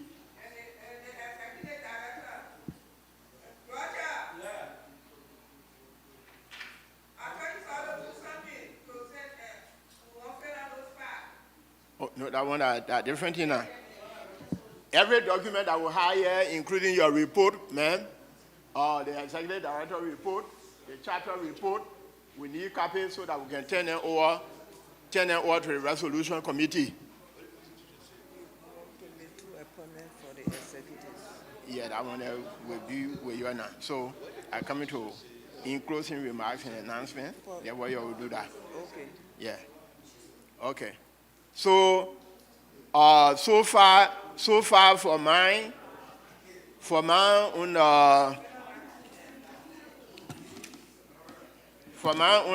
activity here, I think I have ended. And let me just end in with few words. Hello, Reverse Association on the other side. Yeah, let me just end with a few words here. Number one, I want to thank you for the time that I had, that you gave me to moderate the convention activities here today. But let me apologize that the manner and way that the whole thing went, I was not satisfied. However, it is good for people to air all what is on their chest so that we can come to a conclusion. And we have to allow time, even though at times it was vexing and all of that, but we had to just follow it up and do what we had to do. This is our country. Some of us were in the leadership. There are certain things that made us vex, and we decided we were going to leave. But we left, we came back, we are here, and we are still helping along. If we cannot do it, nobody else will do it for us. And we have to do it. We'll be fighting along the way, but it has to be done. It has to be done. If we are actually eating that money, it would have been something different. Very different. As soon as I came back from Liberia, they had a delegation to my house. I went to the bank, and luckily, all the statements were still coming to my house. When they produced a statement at the convention or on the chat room, people were surprised that the association had that money, because other people said that we are eating the money. In fact, they said that the money I told to go make my farm. Yeah, so when the money came, they said, oh, the man just put the money back. How silly. Yeah, that part, you know. Yeah. The senior man that left 2000 or 20 when I came back, that the senior man was in there. You know, so for me, it will hurt me a lot if we cannot get our document and that money back. It will really, really hurt me, you know, because my prayer has been, and I always say, anytime we collect money, even if that's $10, let's go and do something, let people see that $10. And no need keeping the money. Every time you come, you collect money, you keep it. You collect money, you keep it. No. If the project is 10,000, you get 1,000 today, go and put the 1,000 there. Come back and say, look, we'll put 1,000 there. Yeah, what we did, we need some more money. The people look at it and say, yeah, that's true, they may talk. But you keep it, you're not doing anything with it, nobody will give you money. So, I will call on the leadership to come and give closing remarks, make closing remarks and announcement.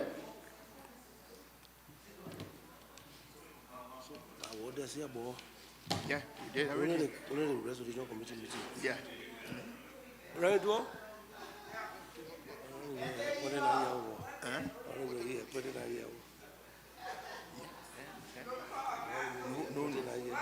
Yeah, okay. Let's just leave it like that because I used to, but let's just leave it like that.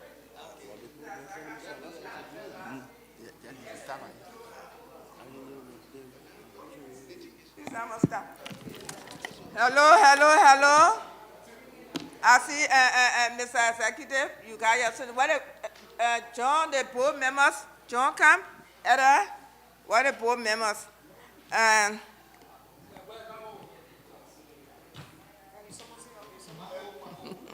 the board members. Again, Mr. Moderator, we say thank you. You have been here. You have been here and you stay here. And you have gone through a lot of challenges.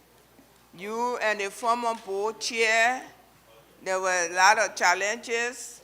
And you know when you are in leadership, then you become enemy to everybody.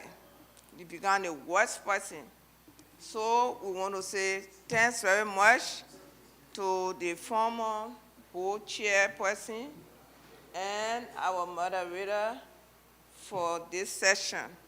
You know, we Baptists, when we meet for meetings, we argue, like we come to fight one another. So when you hear the Baptist deacon and the pastor saying, we disagree to agree, that's it. So we disagree to agree. So we have the representative. We say thank you, you took your time. You took your time. That your crew here, Sabato. And you see,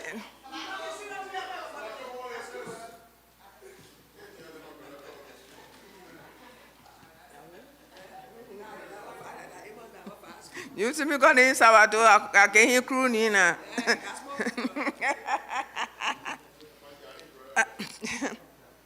Thanks very much.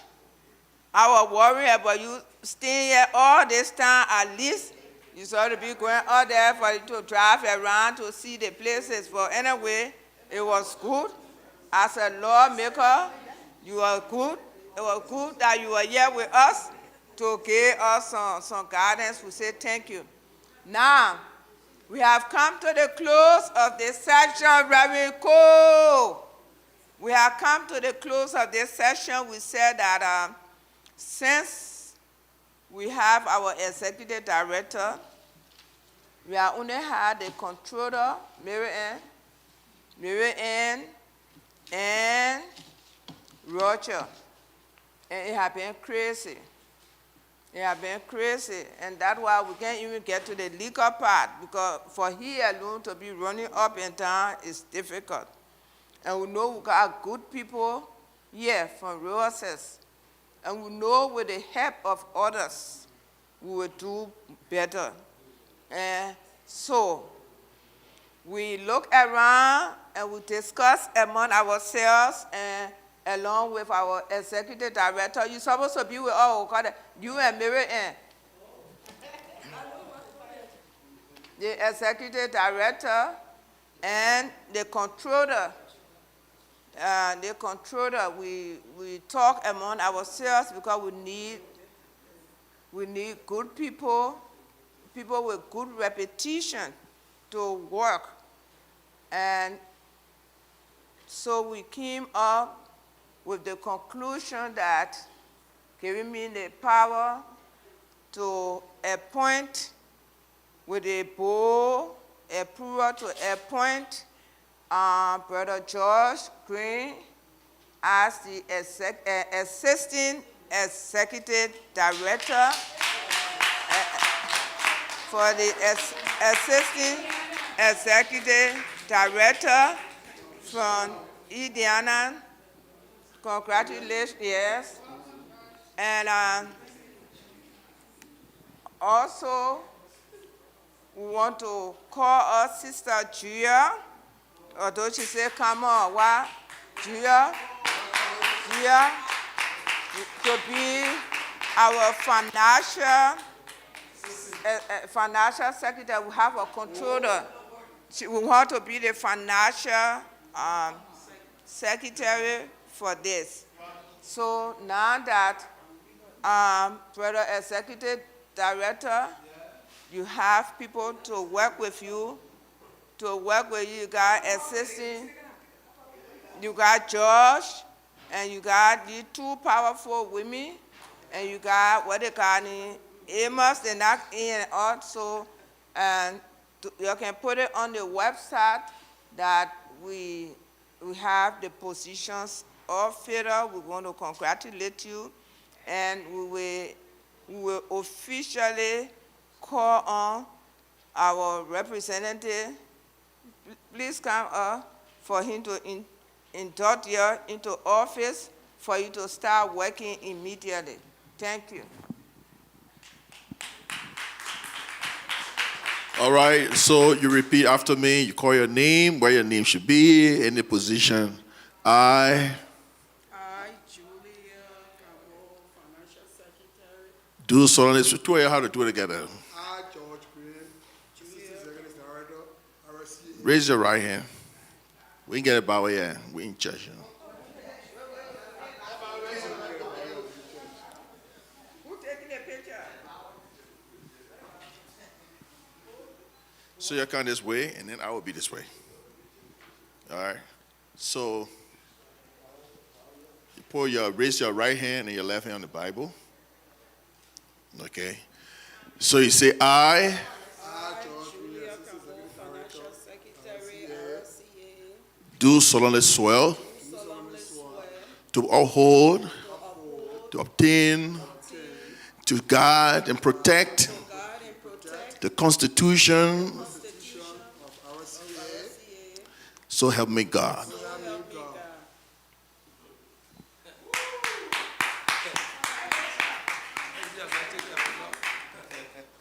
you.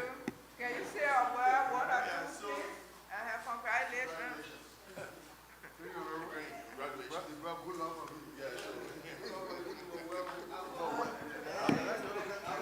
Hello. Okay. Hey, just before we can close this session, I just want everybody to know the representative talked about, problem in the country there. And one way that I thought that we should come from here with is that for the country development team, my idea, and I'm passing it on to all of you, if it meets your approval, so it can be part of the resolution, so that when he goes, he will be able to report back to the people. That the Riverside County Development Team be comprised of the district leadership, meaning all the districts in Riverside, the county leadership, partners and friends of Riverside, and RCAA. So if there's any development meeting or whatsoever, so we can be a part of it. In that way, if there is something that we all agree to, say, maybe it's a bridge, or the school we are talking about, it costs like maybe $100,000.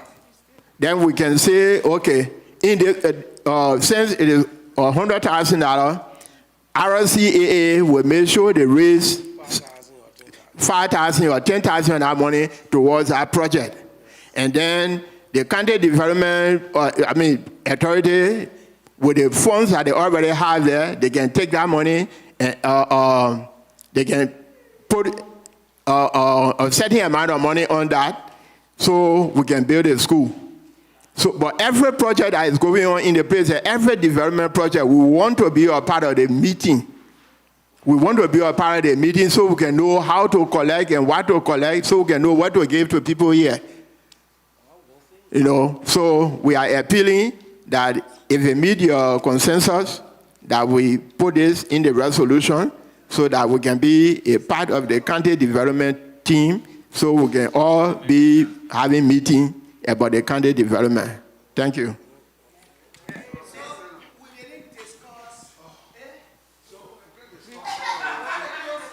No, before we can leave, I just learned, I got a call that and some group called themselves Riverside Association in the Americas.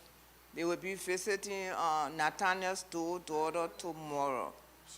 Yeah, I believe it's, but they cannot. I think we need to write. Yeah, we need to inform them if they're going as friends, because Reverend Moses Watson just called me and I told him I was in Minnesota for this convention. He said, no, you're supposed to be on this side. So, Mr. Edie, we have to do a letter immediately to the girl that the national, that Riverside Association, because they have a meeting, we having delegation that going to her father's funeral, and because he was part of us, and we are the national convention. And also that should be, I think we should come up with something. They cannot be impersonating that they are, we got to come up with what we need. Yeah, I know that. I know that. So for us to do something, okay. Made the announcement for tomorrow now. Hello. Hello. Somebody say.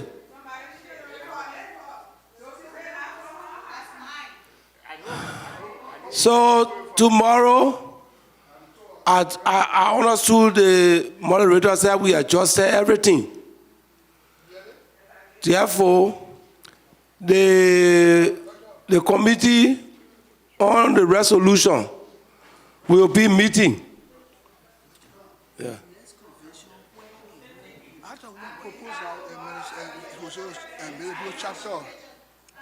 Okay, there are a couple of things.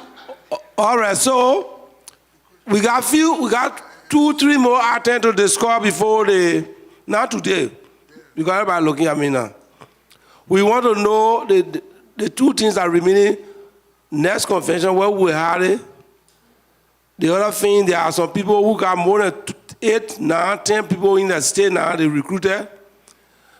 The convention need to make a decision on that.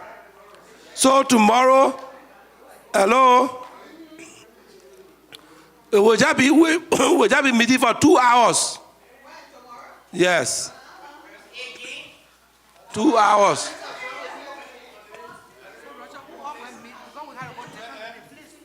Yeah, but we're not. Oh, yeah, okay. See what?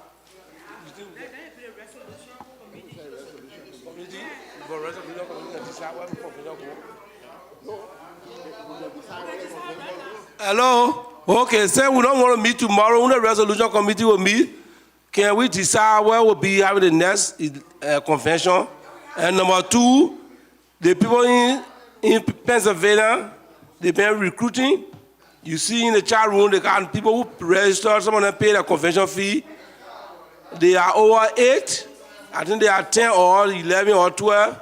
Why is the decision from the convention or from the body? How will that meet?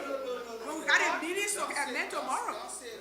What meetings? We kind of decorate the place tomorrow, so if they don't need us, we don't have to be The resolution committee is that was a the meeting. vote on time, that's what we're saying. So only the people that will make decisions to write the paper, they can come to that meeting. But how about the constitution, you got a resolution, and you got, was also amended minutes. I need a card because we didn't do the minutes. I mean, we should say your school, but then maybe we should do the minutes now. Because it has to. 2 minutes? Because when we do correction on the minutes, and then we amend, we adapt, I mean, for it to become part of our archive, because it will have to go to the bank tomorrow, we have to go to court tomorrow, the decision, it has to be recorded on it. You remember we said we're going to do it later on, after the constitution had been done. So are we going to do it on Sunday?